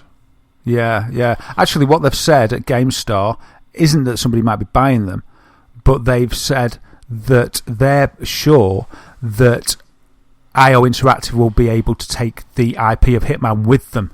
Oh. And it won't be kept by Square. Which I suppose will lead to them being much more viable as somebody to invest in. But yeah, getting back to what you said there, that'd be a genius move from Microsoft. If Microsoft bought them but kept it quiet till E3, well, that'd be a good announcement, wasn't it? Absolutely. Yeah, so it's a shame. Yeah, no, I wish them well, and I do hope that maybe someone has, like EA or Activision or Microsoft or Sony, some big publisher who believes in that, because Hitman's been around for a while, and you're right, it did have a dip, but it's always been a fantastic game, and it was amazing when it first came out. I couldn't believe it. The options in there. But yeah, I was just thinking actually with you saying about Microsoft. Microsoft's been talking a lot, Mr. Spencer has been talking a lot recently about games as a service, and that's something that they want to concentrate on. And whether you agree with that or not, this kind of game, that Hitman episodic content, could evolve into a platform. It could evolve into a service, because they could just episode that forever. Yeah. So you saying Microsoft buying it, and the fact that they want to have games as a service, which platforms which they can just be sliced and diced and then go out for, that's really interesting. I think it would fit with their model quite well. Yeah. So we'll see. Watch this space. There's an E3 prediction. There you go. Boom. Sparks called it. So the next thing's with you, mate. Indeed, and the next thing is a quick one, and that is that the Wall Street Journal, my favourite of all journals, the Wall Street Journal, has announced that Nintendo is developing a Legend of Zelda game for smartphones. So they reported at the start of the week that Nintendo are going to be releasing 2 new smartphone games by the end of the financial year, which ends in March 2018, of which one of them is Animal Crossing. We know that it's coming, but the other one is reported to be a Zelda title. Now, the Wall Street Journal doesn't have any other details on it at the moment, and we don't know whether it's going to be a pay once like a Mario game, like Mario Run, or a free to play game similar to Fire Emblem Heroes. But it's there, it's coming, and we'll probably hear some news soon, but we're going to have a Zelda game on the smartphone. So what do you think of that, Daz? On your brand new shiny iPhone 8 when you get it, you're going to have a Zelda game. Wow. Well, I don't play Super Mario Run very much. Right. I regret spending my $7.99 on that, and I believe it went up after I bought it. I was an early adopter, and I think because you bought it. Well, once people heard that I'd bought it, price soared. No, I think it just went up a few quid. I don't know. My mate's mum said, "Oh, I like the look of that," and she said she had a look on the App Store, and she said it was like, I can't remember. She was like $12.99. I'm not buying that. But I thought I'd play it more than I did, and I didn't end up playing it that much. Whereas Pokemon Go, though, which is not from Nintendo, it's by the Pokemon Company, I did play a lot more than I thought I would. So I'll tell you one thing for certain, Anthony: you can't predict Nintendo. No, that's the one certainty that we've got with this story, is that who knows? It could be the next big thing in mobile, or it could just be a waste of time. I mean, I'm looking forward to the Animal Crossing game, just because I want an Animal Crossing game. I think we were talking last time James was on the pod about an Animal Crossing game because of the Mario Kart tracks, and I'm desperate for a Switch Animal Crossing game, but that's coming out next. So that's the next one that's coming out on mobile, which is Animal Crossing. But we're then going to have Zelda. So between now and March 2018, we're going to have those. Now, because I was thinking, you're playing Breath of the Wild on the Switch, and it's incredibly complex controls. They do take a while to get used to. But the Verge article that I found about this actually reminded me that Nintendo actually did do 2 DS games that were entirely touch controlled, and they were Phantom Hourglass and Spirit Tracks. So there is pedigree, there is touch screen pedigree in Nintendo and in Zelda. So maybe they would just follow those and use that as a model rather than have it as a endless running game or a kind of a Pokemon collect 'em up. Yeah, it's an endless runner, don't you? It can't be an endless runner, surely. They've already done that with Mario Run. If anything, Nintendo, they like to kind of have to tick all of the boxes. Yeah, exactly. They don't like to just do the same thing again and again. We've never got kind of Animal Crossing cart or Zelda cart. They've just put all of those characters in one. Hyrule City Builder. Yes, indeed. But so it's quite interesting. Like I say, it's just I will be interested to see what it is and what the game is. I'll give anything a go, and I'm the same with you with Super Mario Run. I bought it. I downloaded it. I never paid to continue, and I've played it a few times. But I just like that there's a Mario icon on my iPhone. I just quite like that, so I've never deleted it. I've just kept it there. Yeah, it could be good. Every time we talk about Animal Crossing, though, it always makes me a bit sad because, as it's the 2-year anniversary episode, I suppose, I'll mention it, but I think I've said it before, but it always makes me sad because the music that I really wanted for the show was the Animal Crossing theme. Right. If it wasn't for copyright, that would have been it. So at the start of our show, every week, it would have been that tune. And that to me was the perfect theme for it, but just too scared of copyright, really, to use it. I don't think it's allowed. Especially with Nintendo, they'll shut us down. Yeah. It would shut us down. But it's like, we're free anyway. Let us do it. We're just doing it. We're advertising for you, if anything. Yes. I hope it's good. I think Animal Crossing could work really well. Oh yeah, absolutely, and both of them can. There's it can work. I mean, like Zelda could be a town builder or something. Who knows? But it would be interesting to see. But yeah, no, I think Animal Crossing will work really well. But I just hope that doesn't detract from a Switch version that I so desperately want. There's a couple of games that don't exist that I make up in my head that I desperately want, and most of them now on the Switch. So I just really want that because I like the idea of kind of getting on the train in the morning, when I'm commuting and kind of doing the tasks that I need to do that day, which is why I can't wait for Stardew Valley to come on the Switch. Where is Stardew Valley on the Switch? Shouldn't it be out by now? I don't know, mate. These things take time. They take time. It's got to bake. It's funny that though, because I remember in the run up to the Switch coming out, with all the rumours about the NX, and we read something or we reported on something, some rumour. I don't know if it was rumour, if it was fact, or if it was another one of these patents or whatever. But it was saying, do you remember? It said it's so easy to port anything to the NX. Do you remember that? It's like you can port any game to it, like with the snap of your fingers. It's there. It's that amazing. But now we're waiting for all these ports. They just seem to be taking forever. But that's because we're so excited for them, I suppose. Yes. And because it's a new console and there isn't loads out there. But I'm still enjoying Spelunker World. It's awesome. It's just a demo, though. I can't buy the full game because it's in Japanese. I can't buy it because there's too much text. So I'm enjoying the demo, and I'm waiting for an English version. Gotcha. Yeah. Superb. So the next piece of news is with you. It is, and this is fun. This is awesome, and it's amazing. It's another game announcement like yours, so probably only quick. But the guys that made Parappa the Rapper and the guys that made my probably favourite rhythm action game, Guitar Man, are going to collaborate on a new rhythm action game.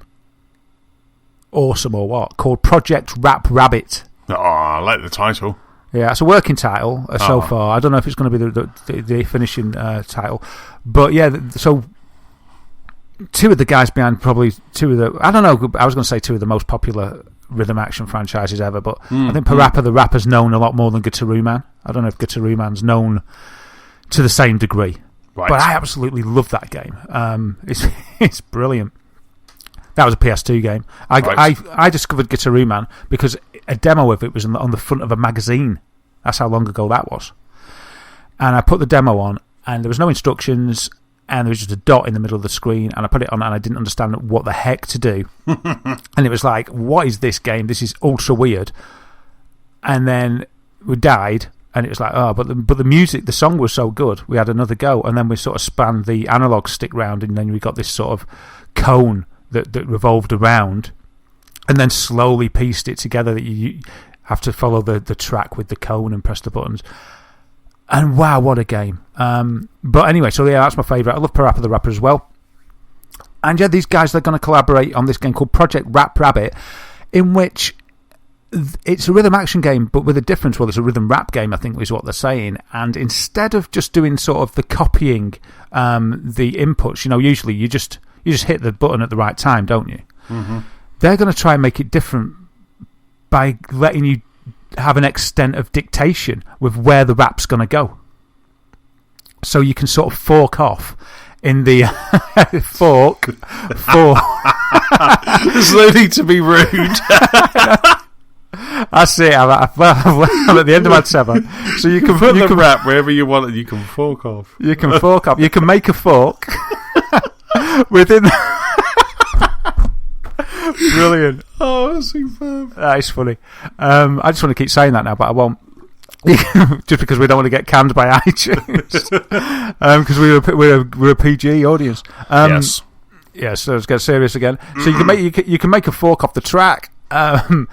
And decide whether your rap's going to be sort of making a joke or giving some attitude back to the other player that you're rapping against and things like that. Or you can boast, or you can have a laugh, or coerce within the rap or within the music game. So it's going to give you the opportunity to sort of fashion your own attitude within the level. Wow, which has never been done before. I think it's quite a good idea. I'd never thought of it before.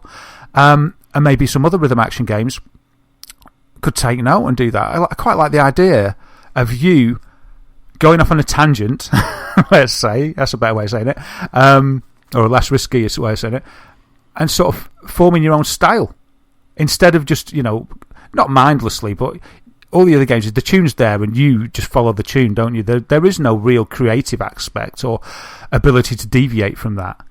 And this is allowing you to do that. I mean, I suppose you could argue that, like with games like Frequency back in the day, you could choose which tracks you were going to fill up. So you could have drum, and then you'd pick. If you like drum, you'd fill up the drum first, and if you like synth, you'd do synth first. So you could decide how you approached creating the full symphony of the music. But never before have you been able to sort of make an offshoot into the way that the tune or the rap in this case goes. So it sounds interesting. I'd look forward to see how this is going to work. And they've obviously had a real good think about the rhythm games that they've done, and they want to inject some freshness, don't they, into there? And I think that's admirable. So the guys have put it up on Kickstarter. It's got 34 days to go.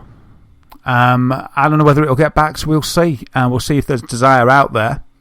They want £155,000, so it's not cheap. And they've had 1,405 backers so far, who've got them £82,671 at time of podding. So I really can't tell you if that's optimistic or not. 700,000 and change to go. Yeah. It's a strange one. Whether Sony will jump in, Microsoft will jump in, and do the rest. But that's quite a large goal, isn't it? It is. I don't know where on Kickstarter you can look to see when it started, when it went live. Which is annoying, because then you could sort of say, well, it's only been up a day and it's got 82,000, so it might have a chance. But because I can't see the date it actually just went up, I can't make that prediction. So yeah, there you go. We'll see if it gets backed. The project was launched on May 15, 2017. Excellent. Where did you see that? You just need to go to updates. Oh, thank you, mate. That's awesome. You're so handy. Well, they've not done bad then, so it's been up a day. Yeah, so it's got 1,400 backers in a day. Yeah, and it's got 12% backed in a day. Nice. Ish. Very approximate, that. Math. So maybe it will. so I didn't know these guys also made Vib Ribbon as well. I don't know what that is. It was a PlayStation 1 rhythm action game. It was almost, it looked like a ribbon. It was like very black and looked like a white line and a big rabbit. And that was quite cool. I quite enjoyed that. That was like, what the hell is this? This is awesome. That was way back on PlayStation 1, I believe. Wow. In the days of Jumping Flash. Yes. That's really cool. I really like the art style. The art style looks fantastic. I'm just looking at the Kickstarter page. We'll stick a link in the show notes. But the Kickstarter page looks really cool. I do like the art style. Yeah, if it gets backed, I'm thinking that I will like this game. Yes, so, it's got you written all over it, hasn't it? It has. It really has. I mean, it's quite interesting. Have you bought the remake of Parappa the Rapper? I haven't, no, because right. I played the old one quite a bit, and I don't know. It came out and I was just busy with other games. Right. But I just thought, yeah, it's there. I played the demo, but actually, all right, I'll be honest. I played the demo. I found it really hard. And I got in a bit of a mood and I haven't bought it because it makes me think I'm rubbish at games. But Right. But I'm not. I tell you, it's weird. I found it really difficult to sort of adjust to it. It was hard. But I was all right when I played it on PS2. Mm-hmm. Must be getting older, eh? So they're basically saying that they've also got some stretch goals. I don't know if you've seen at the bottom. They've got one stretch goal at the moment, which is if they get to 1.1 million, they'll add another 6 levels. Wow. And they'll also if they get to that stretch goal, they'll prioritise a Nintendo Switch version of Project Rabbit as well. Oh wow, that'd be really good. So we'll see how it goes. I'll probably follow this. Quite interested. Yeah, I might pledge £7,950 because then you get the Ultimate MC edition. Right. Join the team on launch day to celebrate the release of Project Rabbit. Oh my God, that's just so cool. If you've got the money and you're just such a fan of all of this sort of stuff, these Kickstarter goals are absolutely fantastic, aren't they? If I had nothing else to spend my money on, like a mortgage and stuff like that, and you just had money like a son, like a family and stuff, I would. You just do this, and you'd just be the face around the industry. Like, who is that guy? I always see him. Is he in the industry? No, he's the Kickstarter kid. He just funds things. He's the money. He's the money of the games industry. Yeah, that would be awesome, man. Yeah, he's just got back from Suzuki, and now he's launching Project Rabbit with the guys. Yeah. That's just absolutely superb. So yeah, I'll stick a link in because you've got to see this. It looks absolutely superb. There's a trailer that I didn't click on, obviously, because we're podding, but I'm going to have a look at it once we finish. But it looks really cool. Yeah, it looks good. So keep your eye on it. Yeah, the next piece of news with me is another game announcement. You can tell we're getting near to E3, and people are trying to get out before the big noise comes out, and that is that Lego Marvel Superheroes 2 has been announced by Telltale Games. So we've got another Lego game, and it's another Lego Marvel game, and even better than that, it's got Baby Groot. So it's just like they have literally ticked all of the boxes that they need to do. It's so Baby Groot. There was a very, very short teaser trailer. We're actually getting the full trailer on the 23rd of May, which is this time next week. We're getting a full trailer next Tuesday, but they showed a quick trailer that had Baby Groot, Doctor Strange, just showing you kind of what they're kind of where they're pitching this game. So it's going to be out this year. It's going to be out on the 17th of November on PS4, Xbox One and PC, and a Switch version is due in time for Christmas. So even this, back to kind of what you were saying, Daz, it's like there's not even a Switch version in the launch window. It's coming out before Christmas. That's just really, I find that really bizarre because it was supposed to be a file save as for Switch. Yeah, it was supposed to be really easy. So my thoughts are it was supposed to be really easy, like we've already discussed. But my other thought is at least it's coming out on Switch. Yes. Oh yeah, absolutely. So it's like these games, there are a lot of games coming out, and they are all seeming to say and on Switch. Whereas that didn't happen with the Wii U, so that's really good. That's really optimistic. But it's kind of like, well, why? It's as if they're an afterthought, isn't it? Yeah. But maybe they are a bit of an afterthought because when Switch came out, maybe development wasn't ready for Switch, and because of the Switch's sales, some minds have been changed. Yes. And going forward, as projects are kicked off since Switch has been launched and has been successful, they'll be factored in to be launched with everything else. Yeah, no, absolutely. I think you're spot on there. It's quite interesting. I was listening to a podcast, and one of them was saying that it was like 2 years since VR was announced at GDC.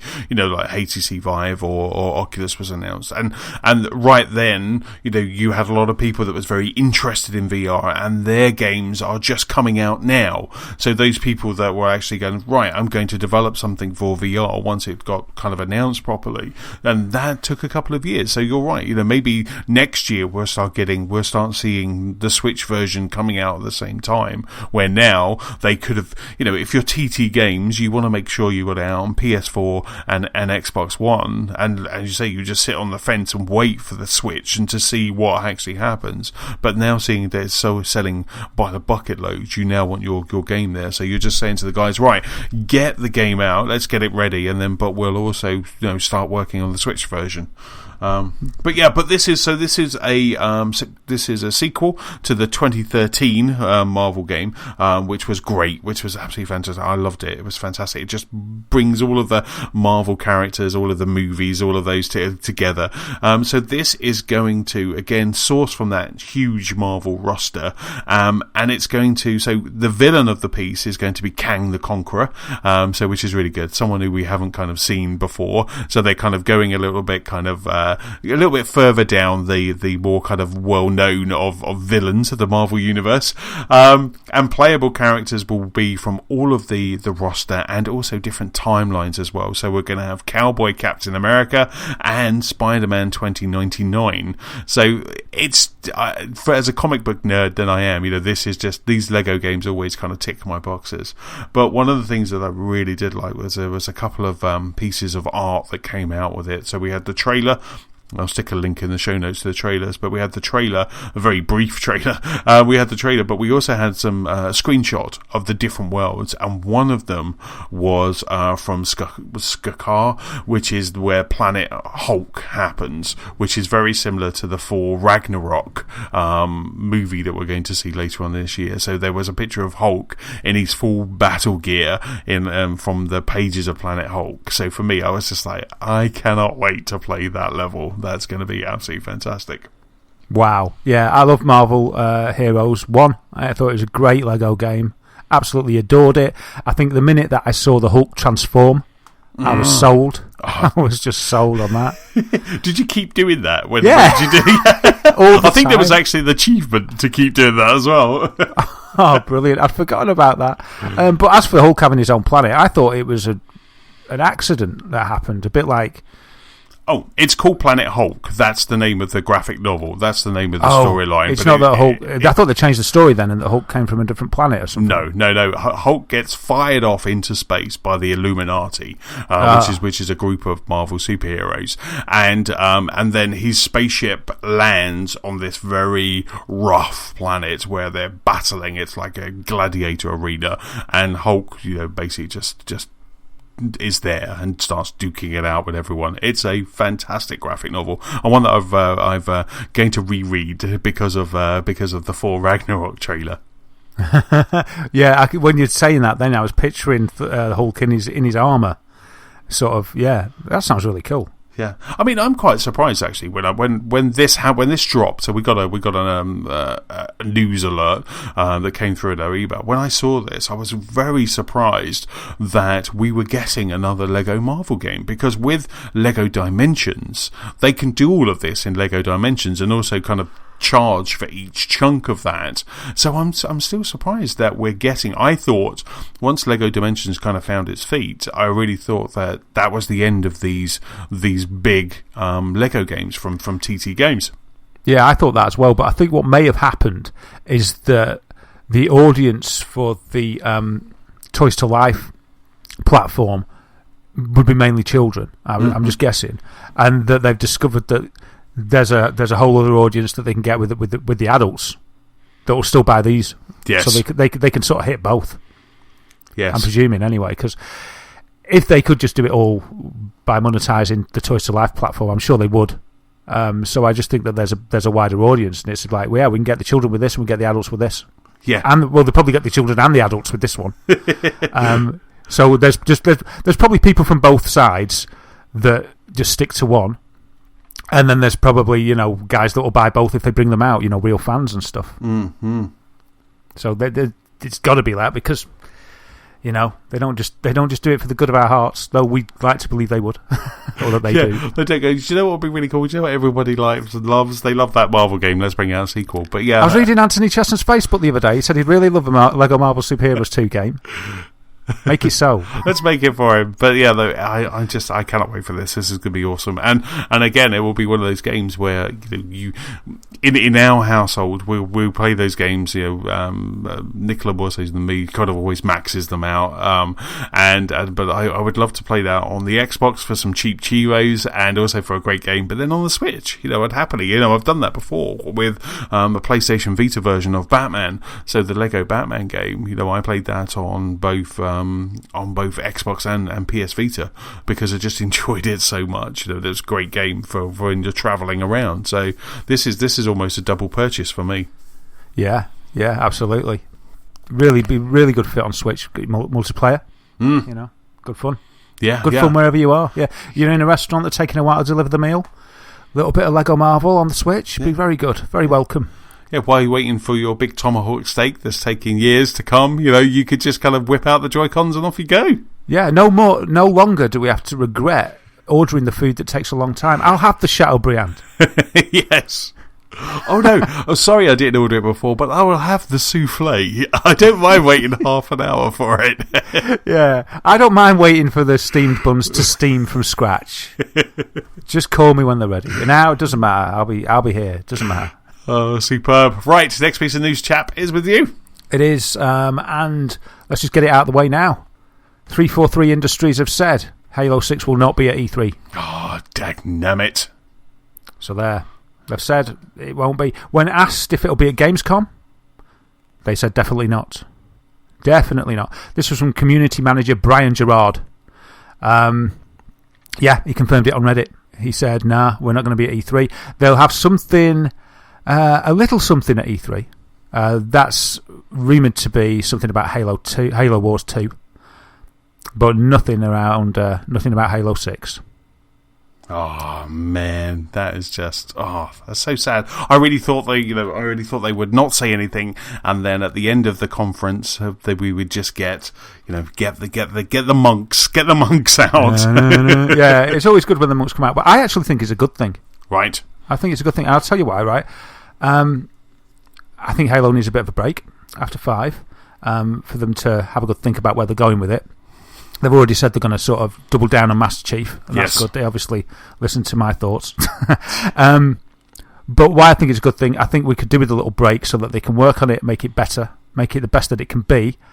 And like you were just talking about there, that bit at the end, I think it's time for Microsoft to give us something equally as exciting, but not Halo. They're challenging themselves here.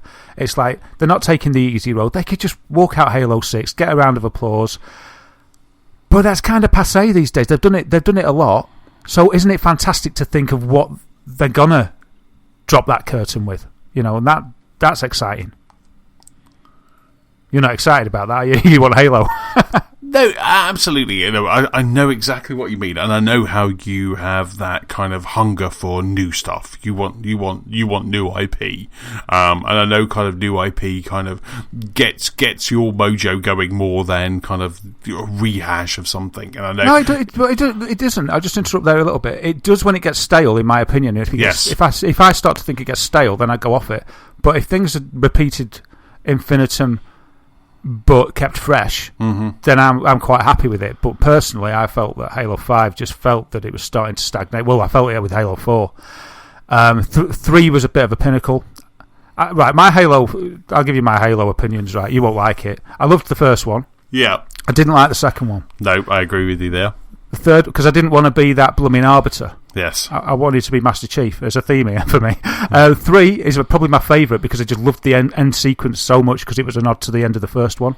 And I just loved it. And I just loved the entire game. And rescuing Cortana. For me, that was how games should be done. Rescue against all odds. Everybody wins, but it's a really close thing. It's corny, but I loved it. 4... I don't know I can't barely remember it, which says that I think that says enough, even though I think I played it twice. But ultimately, it just felt very much the same, and 5 felt the same. And 5 annoyed me because I thought it had very cheaty, sort of cheap bosses, where they kept throwing those bosses at you that were really hard, and then just...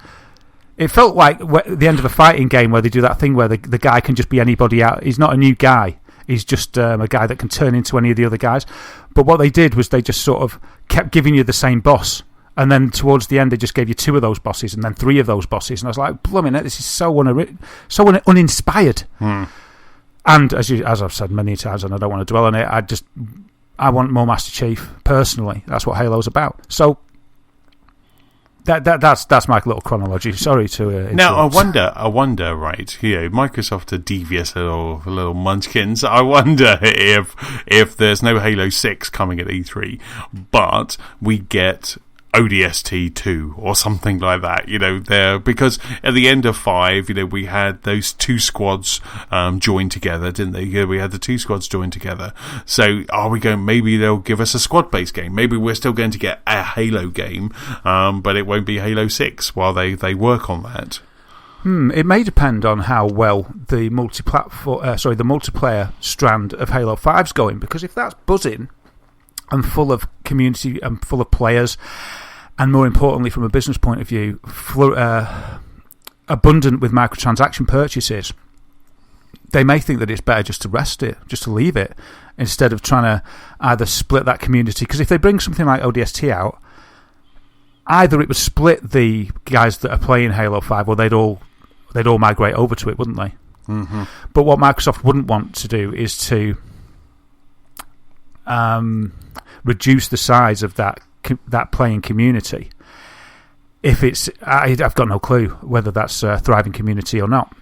But if back to kind of the point where we had was like E3, and I just think it's a sad E3 conference where you don't have that monk moment, where you don't know, because I wait but it's for time that. But before Halo, before Halo, there was no monk moment, but there must have been something. All I'm saying is it's perhaps time for a new monk moment. They're going to unveil something else that will give us what Halo gave us, but maybe is a little more, I don't know about, not up to date, just a little, just something fitting with the Scorpio. Yeah. Scorpio's new. Yeah. Xbox original was new, and Halo came with it. All right, and Halo's brilliant and everything, but maybe they just found something else. Maybe they've found something, man, that's going to be just as monkish. Yes. I mean, the tentpoles, the tentpole franchises that Microsoft have. We've got the Gears of War, we've got Crackdoon. We've got the chime of an orb. We've got the rev of a Lancer. You've got that. Those are the things that just kind of instant goosebump. The only thing that's better than a monk chorus would be a Horstachio cry when they announced Viva Pinata 3. That's why they've dropped Halo 6 now VR. And running on the Scorpio in 4K, native 4K. Wow! But that's a moment that I'll forget. But I don't want an E3 conference where I don't hear something or see Kiki Wolfkill come out or Bonnie Ross come out and say and give me an Halo update, because it's almost that's what I want. I want a state of play. I want to know where these games are, and even if it is that trailer that we had a couple of years ago, obviously it's not going to be that. But when we just had Master Chief walking through the sand, there was a cloaked figure, and he's. That just I was up. I was standing up at that point. It's like it's Master Chief. It's it was just so cool, and even just that would be fantastic. Maybe we're going to get that, but what we're not going to get, what they're saying from this is there's no playable Halo 6, but we might get a quick CGI something. Well, all right then. Let's hope, because you're right when you put it that way. It is a shame not to have that chance and that hype for the next one. Because you don't have to back down just for me. It is sort of traditional. It is sort of traditional, but I stick by what I said. It's time for something new. Yeah. They can't ride on Halo's coattails forever. It's been I don't know, 15 years. Yeah. I mean, I was actually hoping for a remaster of Halo 3, because is it 10 years of Halo 3? 10 years since Halo 3? It's an anniversary of Halo 3, and I was hoping that there would be something to go in the Master Chief collection or something, remastering of Halo 3. Yeah, that'd be cool. I've actually got the Master Chief collection. I should play it more. Oh, that's amazing. Nicola and I went through all of it. We went through from 1 to ODST, because they brought out ODST a bit later because they had some teething problems at the start. So they gave everyone who had some teething problems, they gave them ODST for free. And so we did that, and I just, we still got Reach. Reach isn't in that collection. Reach isn't in that collection. Maybe we'll get a remaster of Reach. But I just... Microsoft is Halo and Halo is Microsoft, and I just feel that I'm not going to go, God, that was terrible, I hate Microsoft at the end of it. But I really want to see something Halo, even if it's something else, even if it's a new franchise. RTS. We've got an RTS, haven't we? I know. Because we've got Halo Wars, and that's awesome.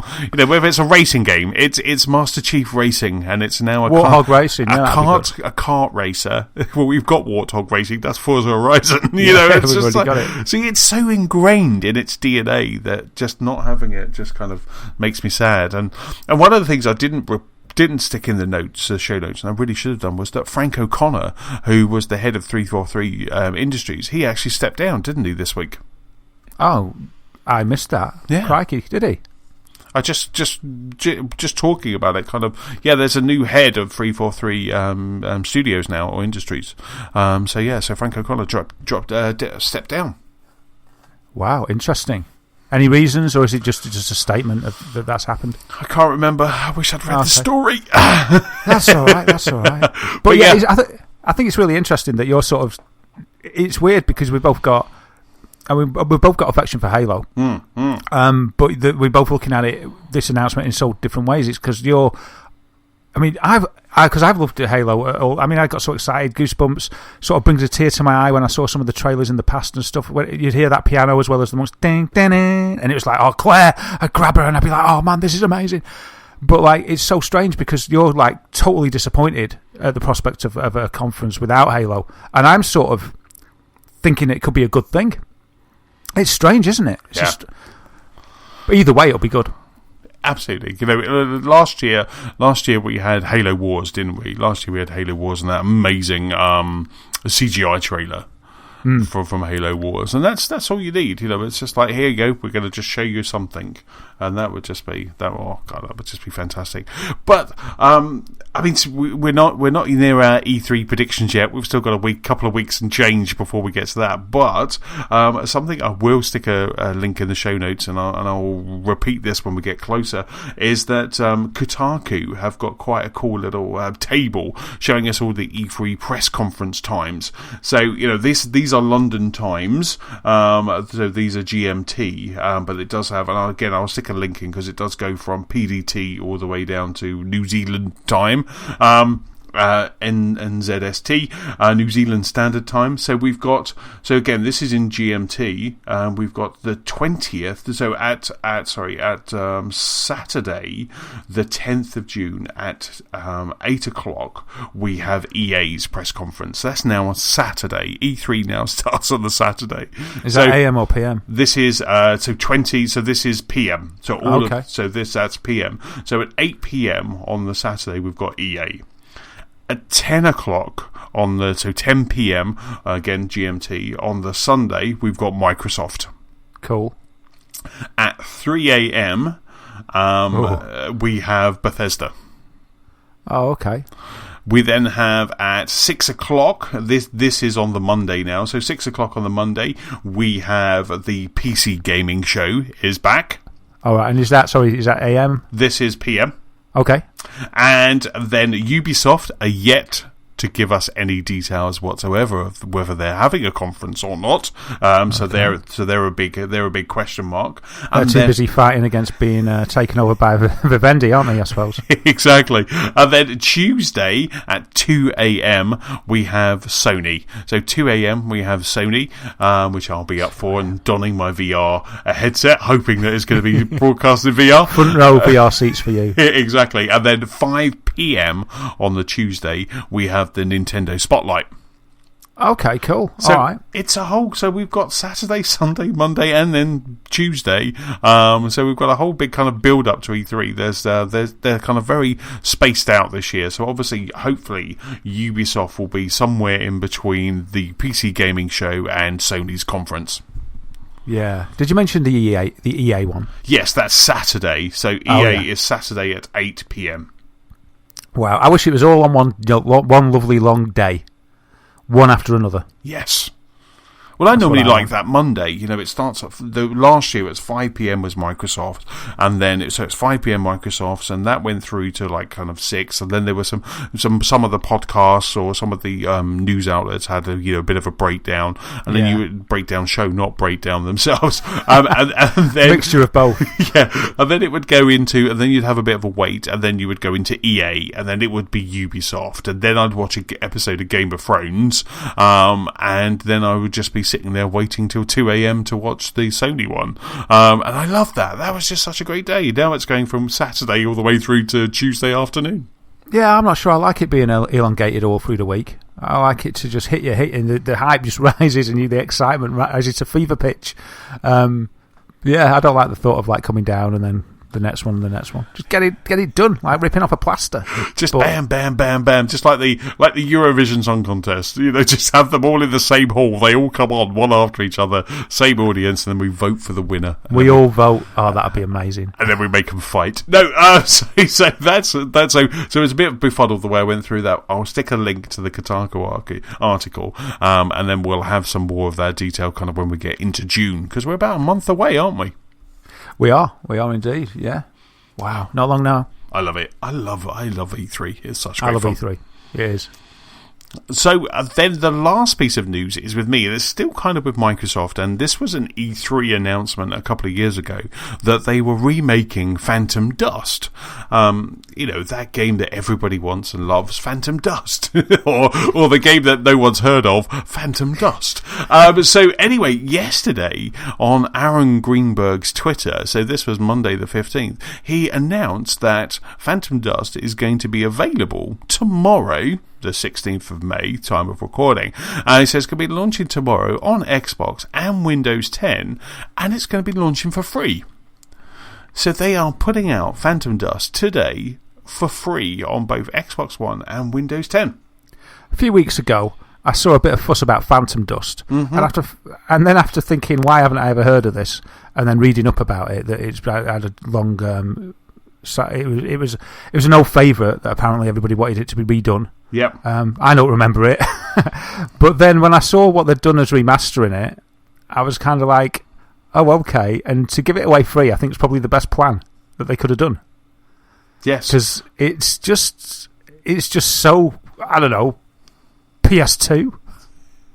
It really does. When they say they've remastered it, it doesn't really look remastered at the moment. And this is by the director of Panzer Dragoon. Do you say Dragon or Dragoon? Dragoon, I think. Okay, right. So it's by the director of Panzer Dragoon, whose name I won't even try because I butchered Dragoon. So it's by him, and this is a big game for Phil Spencer. Phil Spencer's been talking about this for a couple of years. I know. I don't understand it. Yes. Maybe it's just one of his personal faves. Indeed. I mean, I think there is, again, I'll stick the link into the show notes, but there is a YouTube clip or a YouTube article which basically tells you what Phantom Dust is. And it's the director of this remaster, takes you through exactly what Phantom Dust is. And it's 2 parts, so the game is 2 parts. It's very, almost Persona-ish, because there is a fighting game where you can play 4 players, online online arena battle, where you get to stack all of your different attacks. So it's almost like a little bit like a card game, where you say, right, I'm going to. It's like a deck building game. I'm going to play this and then this and then this, and these are my attacks, and there's an infinite number of attacks that you can then just kind of mess around with until you get the one that you want and say, right, that's my attack. So you have that in a 4-player or your squad of 4 against another squad of 4 arena battle. But there's also a single player campaign as well, which by all accounts is a very deep story for Phantom Dust. And so I'm going to give it a try. I'm going to have a look and see what it is. But it's going to be for free. So it's coming out today. So at the time of listening to this pod, you should be able to find Phantom Dust on Xbox One and Windows 10. Yeah, and looks aren't everything. It could well be a fantastic game. If Phil likes it, there's people out there that do love it. It's just it passed me and Antony by, which is strange for a game to get past both of us if it's good. Yes. But yeah, that doesn't mean that it's not good. It could be fantastic. I'm sure I heard a news story or read a news story in the last few days about this and about the reason that they weren't able to remaster the graphics. And it was something like, you'll have to forgive me because I haven't got the information in front of me, and I'm sure it was about Phantom Dust. It was that the source code no longer exists, so they can't find the source code. Right. So all they've got of the code for Phantom Dust was the compiled version, which is sort of locked. They've just got the executable. Right. Okay. So they can't get into it. Or to be able to try and reverse engineer the executable is just kind of unbelievably ridiculously hard. And without the actual source code and the assets, you can't really do much. But how would they be able to put the Xbox Live stuff in if they haven't got... I don't know. And also, it's kind of like... what was the point I was going to make there? It's like some tweaks. How could you make any tweaks at all? I suppose just natural tweaks that would just happen because it's running on a better system. Like frame rate tweaks and things like that. Yeah, but I think that basically the source code is not available to them, and if that happens, there's just not much you can do.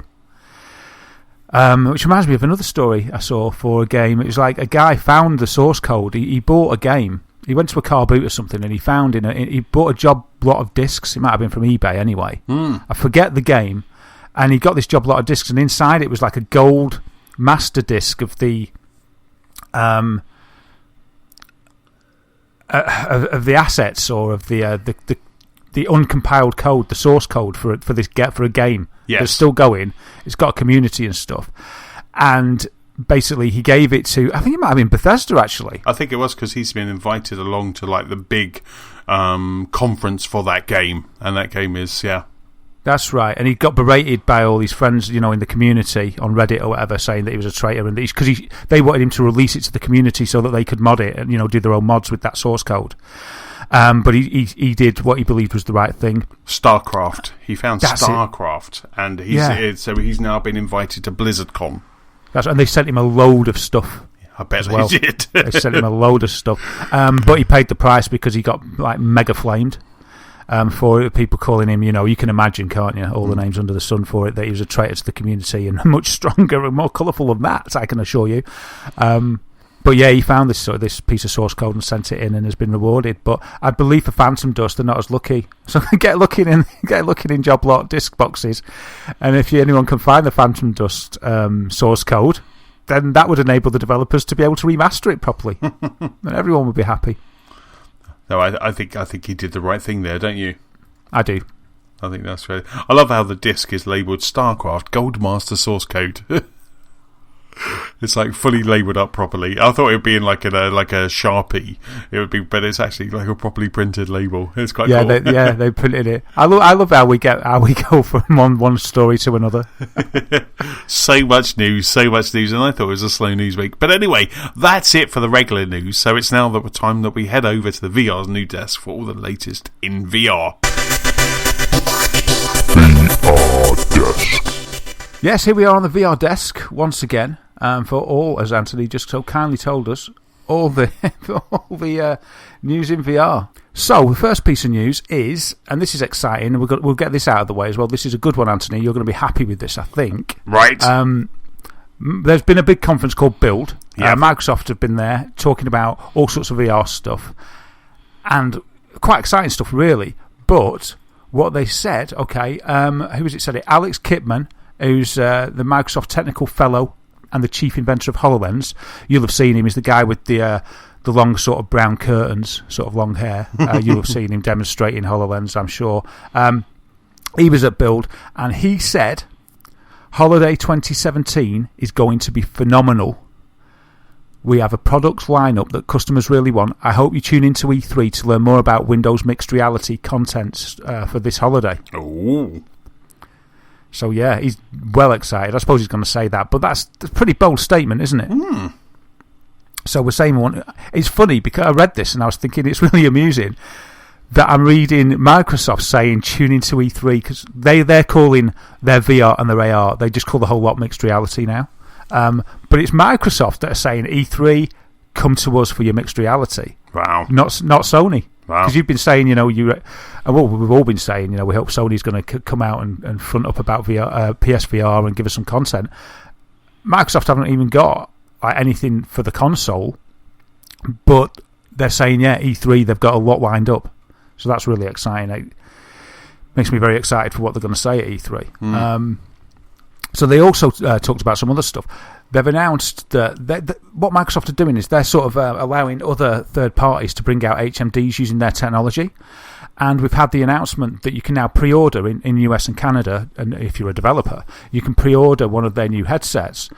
So you've got an Acer one, which is $299, an HP one, which is $329, and they can be ordered from the Microsoft store now. And the delivery is scheduled for August 2017. So that's really interesting. There's some information that we've got from a quote from Terry Myerson, who is Microsoft's Executive Vice President of Windows and Devices. When describing these, he said this. He said, "These headsets will be the first and only to ship with inside-out 6 degrees of freedom sensors. Unlike every other VR headset on the market today, it means there'll be zero reason for a separate room, zero need for a complicated setup, and while those less immersive accessories today cost over $500, most of the time requiring a new expensive device, we are announcing today that these Creators Update accessories start at just $299. Wow. So what he's saying there is that these systems have got that inside-out technology, so they don't need sensors on the wall, which is awesome. That's really cool. Yeah, I know. It's really good. It also revealed that there were some pretty low specs needed to run these as well, not like the sort of behemoth PCs you need for Oculus and Vive. They ran what's called the Windows Holographic Compatibility results. The Windows Holographic Compatibility check on the PC, right? I hope that has an acronym. It's not even a good acronym, is it? WHCR. They ran the WHCR. Windows Holographic Compatibility C. So when you ran this, the guys at Road to VR reckon that this is implying that a PC that could run this hardware would be as low as a 2009 AMD Athlon 2 series, if it had 4 cores, and a 2010 NVIDIA GT400 series, as long as it supported DirectX 12. They said that means it's a really, really cheap PC that actually would be looked on as ancient by today's standards. Right. But meets the minimum spec for these headsets. So that's very interesting. I mean, we haven't seen, one of these headsets running on one of these low-end PCs yet. But that kind of spec passes all the tests when you run that check. So that's really interesting. Also, they've announced the controllers that are going to go with these headsets, and they're motion controllers for mixed reality headsets. I don't think they've actually got a name for them, but these controllers are going to come bundled with some of the headsets if you choose to pay extra. The controllers are going to offer 6 degrees of freedom tracking and attract within the field of view using the sensors on the headset and in the controller. So again, you don't need any extra sensors on the walls or on your desk or anything like that. Wow. The sensors are built into the headset right, and into your controllers. So as long as your controllers are within the remit of the sensors on the headset, then they're going to be mapped. It's all going to be done for you with the equipment you've got on your head and in your hands. Which I think is quite an innovative idea, isn't it? And that's why they're saying you don't need a whole room spare, because you're just going to get up and go, basically. For these, you still need a PC, in the corner. And I'm presuming it's tethered with a wire. But, that's getting phased out slowly, isn't it? So, yeah, it sounds quite interesting. So you've got these new headsets coming along at a cheap price point, running on low-spec PCs without having to drill holes in your walls and, mess up your room. And they're going to sort of be pretty much, it seems like, pick up and play. So I'm looking forward to seeing more of this at E3. The controllers look really good as well. They've sort of got the best of everything, from the Vive and the Oculus controller. They look a bit like, they look like a hybrid of both, really. It's got both an analog stick and a touchpad on it. It's got a trigger, and it's got a kind of a circle at the top, a sphere where it's got all the motion tracking on it as well. And it looks pretty elegant. It looks pretty good, and it looks like it'll allow you to do a lot in VR.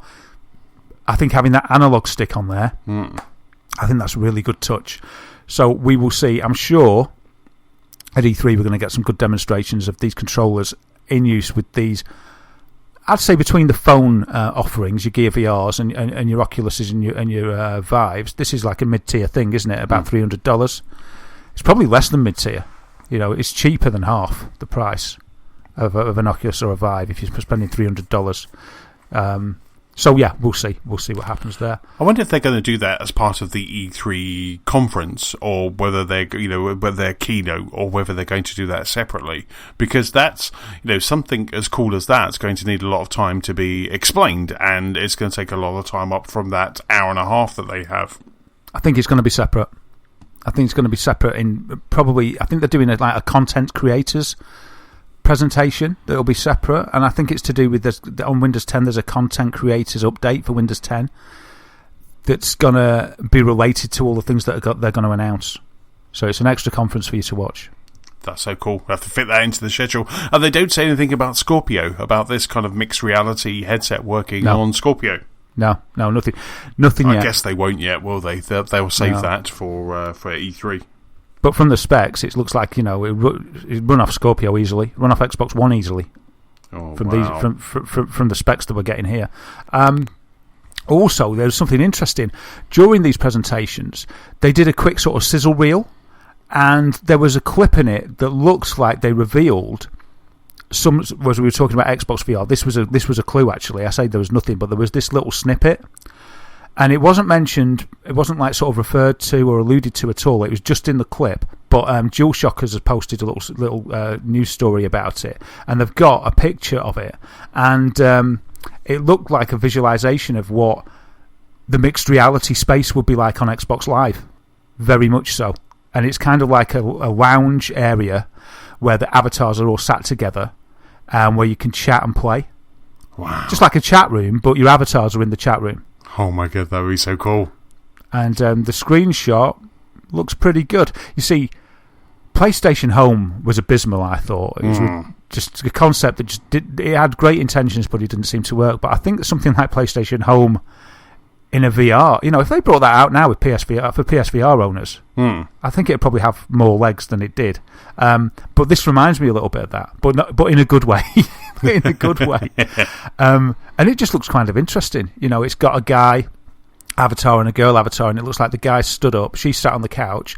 To the side of them, they've got like a big screen with all the games that they could choose on, and he's scrolling through a wheel of his friends, looking like he can just invite them into his virtual lounge. Oh wow, really? And it sort of excites me a little bit when... Do you remember the trailers when we'd never had this sort of online play before, and it sort of showed a guy and he'd like ring his mate, or he'd talk to his mate online, which was quite novel at the time, and he'd say, "I'll meet you in this game," and his mate, "I'll be there in 5." And then he appeared in the game, and we were just like, "Whoa, that's amazing!" I think this has got potential. Probably not diminishing returns and all that. Not to make us as amazed as that, but it looks quite exciting all the same. So that's pretty cool. So there's been a bit of Microsoft. There's been a few rustlings in the Microsoft area the last 7 days or so, and with the prospect of some quite interesting announcement at E3, as well as the game stuff with this hardware, the VR, and ultimately, I hope, linking into Xbox Live and Scorpio. Yeah, that would be so cool. That when they announced, when they had the Digital Foundry kind of announcement, they did say they said something like it was kind of VR ready or VR enabled or something like that. That it was ready for when VR kind of gets to when they want to bring it on board. Then the Scorpio is kind of ready to do that, and that was quite exciting. Yeah, it definitely is. And I mean, the target that they set of their 4K 60 FPS monster, that's ahead of the specs you need for Vive or Oculus, so it should be no sweat. And then when you get to the fact that it's what's the word?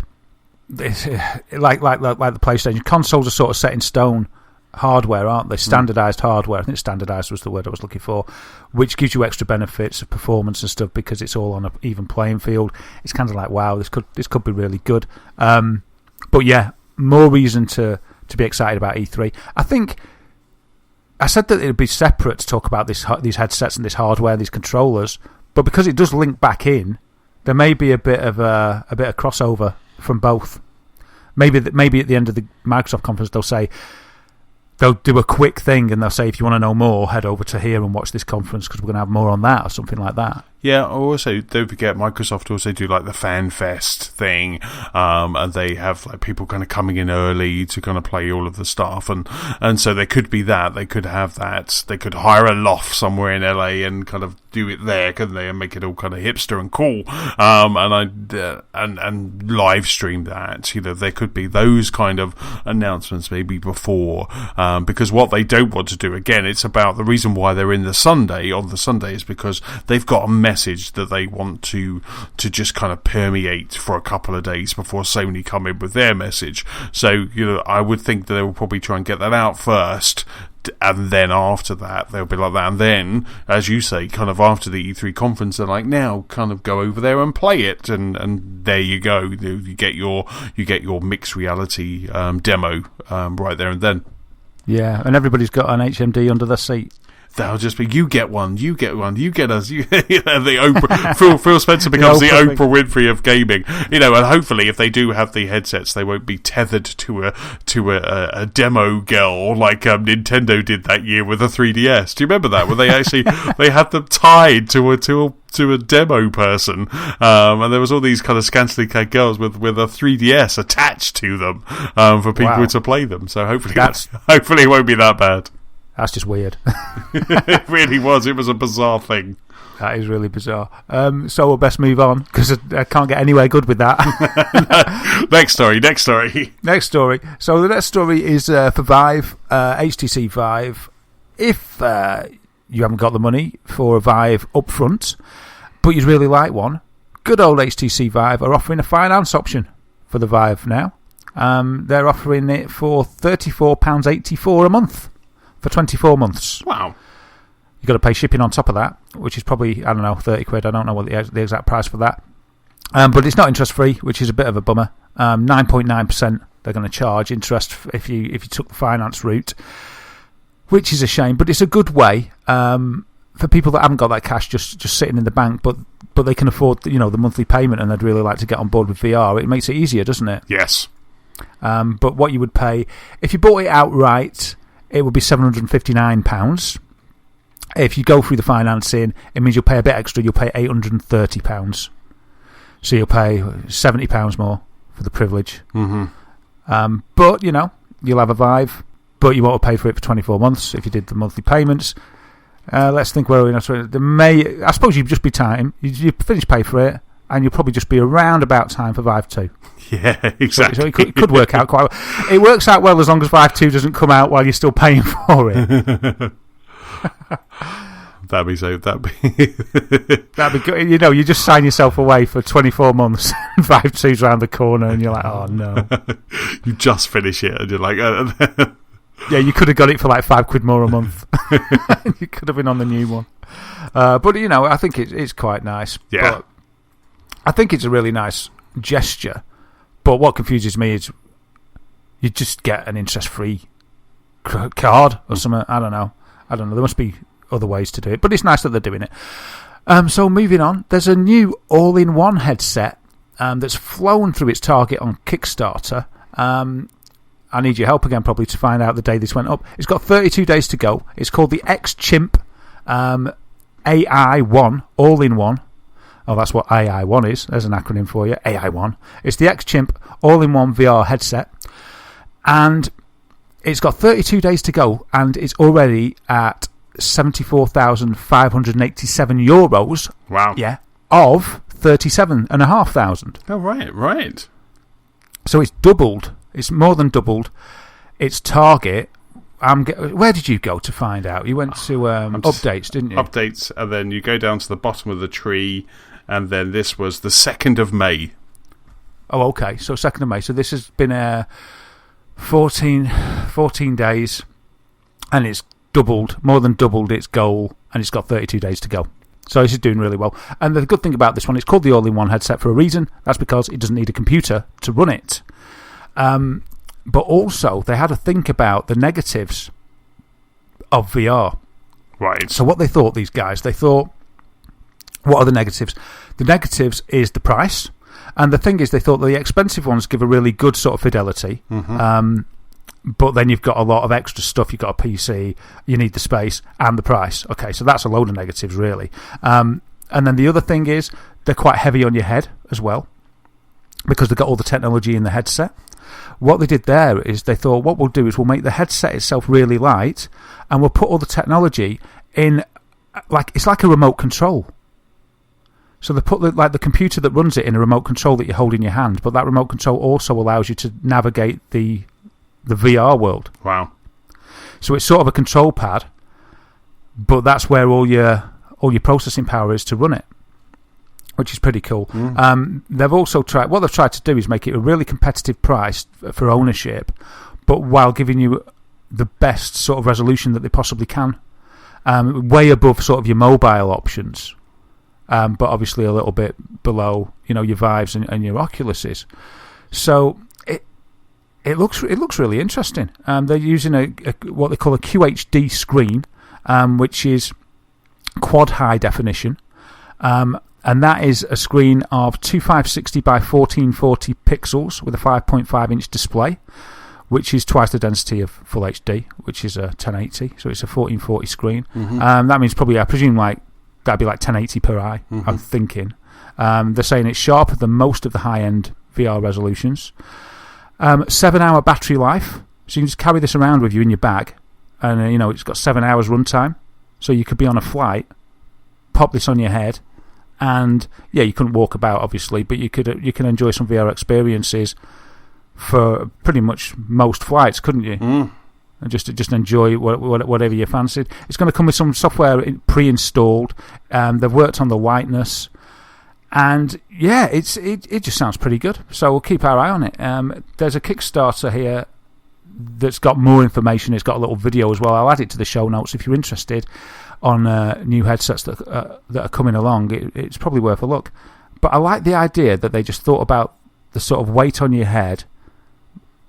And also there's the problem about when you've only got a headset itself, there's no way to control it. And they sort of killed two birds with one stone, because there's a wire to the control, like the old video that my dad used to have, where it had a remote control on a wire. So it looks a bit like that. But I think it's quite genius to put all that processing power inside that unit that doubles up as your controller. Looks like it might have a microphone on there as well. So it looks pretty cool. How much is it? One of the super early immersion backers, which means you get an X-Chimp or AL1, is $229. So okay. I think they're saying that the RRP will be $399, but if you're a super early immersion adopter, of which there are 250 available on the Kickstarter and 147 left, you can get it for $229 at the moment. So if you're a fan of VR and you haven't got any VR stuff, and you don't want to buy a new PC and one of those high-end installations that takes up money and space, I think this could be a good solution. Better than Gear VR, and very, very portable. So I'd love to have a go at one of these. I'm quite intrigued. The lady that's in the little advert, she looks really happy. That's all that matters, isn't it? It is, the lady looks happy. The actress is smiling, so it must be good. So I'll keep my eye on that, and we'll see how it goes. I mean, it's gonna come out because it's reached its goal. So we'll see what happens. And finally, this is a great bit of news. Half-Life 2 VR is coming out. I know it's not Half-Life 3, but they're finally making Half-Life 2 VR. But who's making it? Not Valve. It's a community initiative. It's gone to Greenlight on Steam and it's passed. And so we're going to get... You can play Half-Life 2 in VR to a degree already, because Valve did some experimentation with it and there is a VR mode. It doesn't work very well, though. It's sort of a struggle, and I certainly wouldn't want to play a game for the first time like that. I played it and mentioned it on the pod months and months and months ago, and enjoyed it. But I was enjoying it because from the position of already having enjoyed the game many times anyway, and just kind of looking around and stuff. But these guys are going to make it work in VR, and I think that's awesome. The features that they're going to look to implement are modern headset support, so it looks like it's going to come to all the Rift and Vive. I don't know about any others. It's going to come to Rift and Vive. Motion controller support, which we need, which will be awesome, because when I played it, it was on a pad. Updated effects, textures, models, and maps. A 3D made for VR GUI, which sounds really good. Realistic weapon interactions, which is cool. Which again, you haven't got any of this in if you just like play it in VR mode. And multiple VR locomotion methods, which is good because different people like different ways of getting around in games like this. And the even better news is it's going to be distributed free of charge if you own Half-Life 2, Half-Life 2 Episode 1 and Half-Life 2 Episode 2 on Steam, which I think many people will. I mean, I know I do. I owned those before I even was on Steam. I sort of bought them all. Yeah, and it's a mod. I'm just trying to find the name of the guys that are making it. Created by... Because they've announced it. It just says Source VR Mod Team is all that I can find. But yeah, they got greenlit sort of yesterday. And it got a 95% yes to get greenlit, which I thought was fantastic. The only thing I'm wondering is why would anyone say no? I don't understand why 5% said no. Yes. For a free... For some guys to take their time to make a free mod of one of the most loved games of all time. I don't understand why 5% would say, nah, I don't want that. You want to find those 5%, a bit like kind of in Jay and Silent Bob Strikes Back in the movie, where they find out all the people that put stuff on a message board about them, and they kind of find out that, you know, kind of their name and their address, and they turn up at the door and they're like, are you? And then they just say the username, so you can say, are you Half-Life hater on Source? And you go, yes. You go, why? Why did you say no? Why? You know? You're going to hunt them down, aren't you, mate? Exactly. So, yeah, the 2004 game getting a VR makeover in 2017, hopefully. But release date soon. So, yeah, who knows when that's going to be. But I'll report on it because I'm prepped and ready. I've got the prerequisite software. Nice. So I can get this for free. So that'll be really awesome. Because I tell you something, even the sort of patchy one that you can do on the existing Half-Life, when I first got my Vive, I had to go on it. I tell you something, it was pretty good. It was really good, and it reminded me of how good Half-Life 2 was. So I really look forward to this. I wish the guys the best of luck with the development, and I think they've been working on it for a number of years anyway. So I'm hoping that it's going to be sooner rather than later. But you know, we'll see. Hopefully, it's not going to be a sad story and it gets pulled. But I think, you know, it's been greenlit on Steam. I think it's got Gabe's approval. Valve were happy with the Portal Stories game. That was a community-made mod as well, and they were happy for that to go out. So it's good news. It's not Half-Life 3 for everybody, but it's Half-Life 2 VR for me, and that's good. Awesome. Fantastic.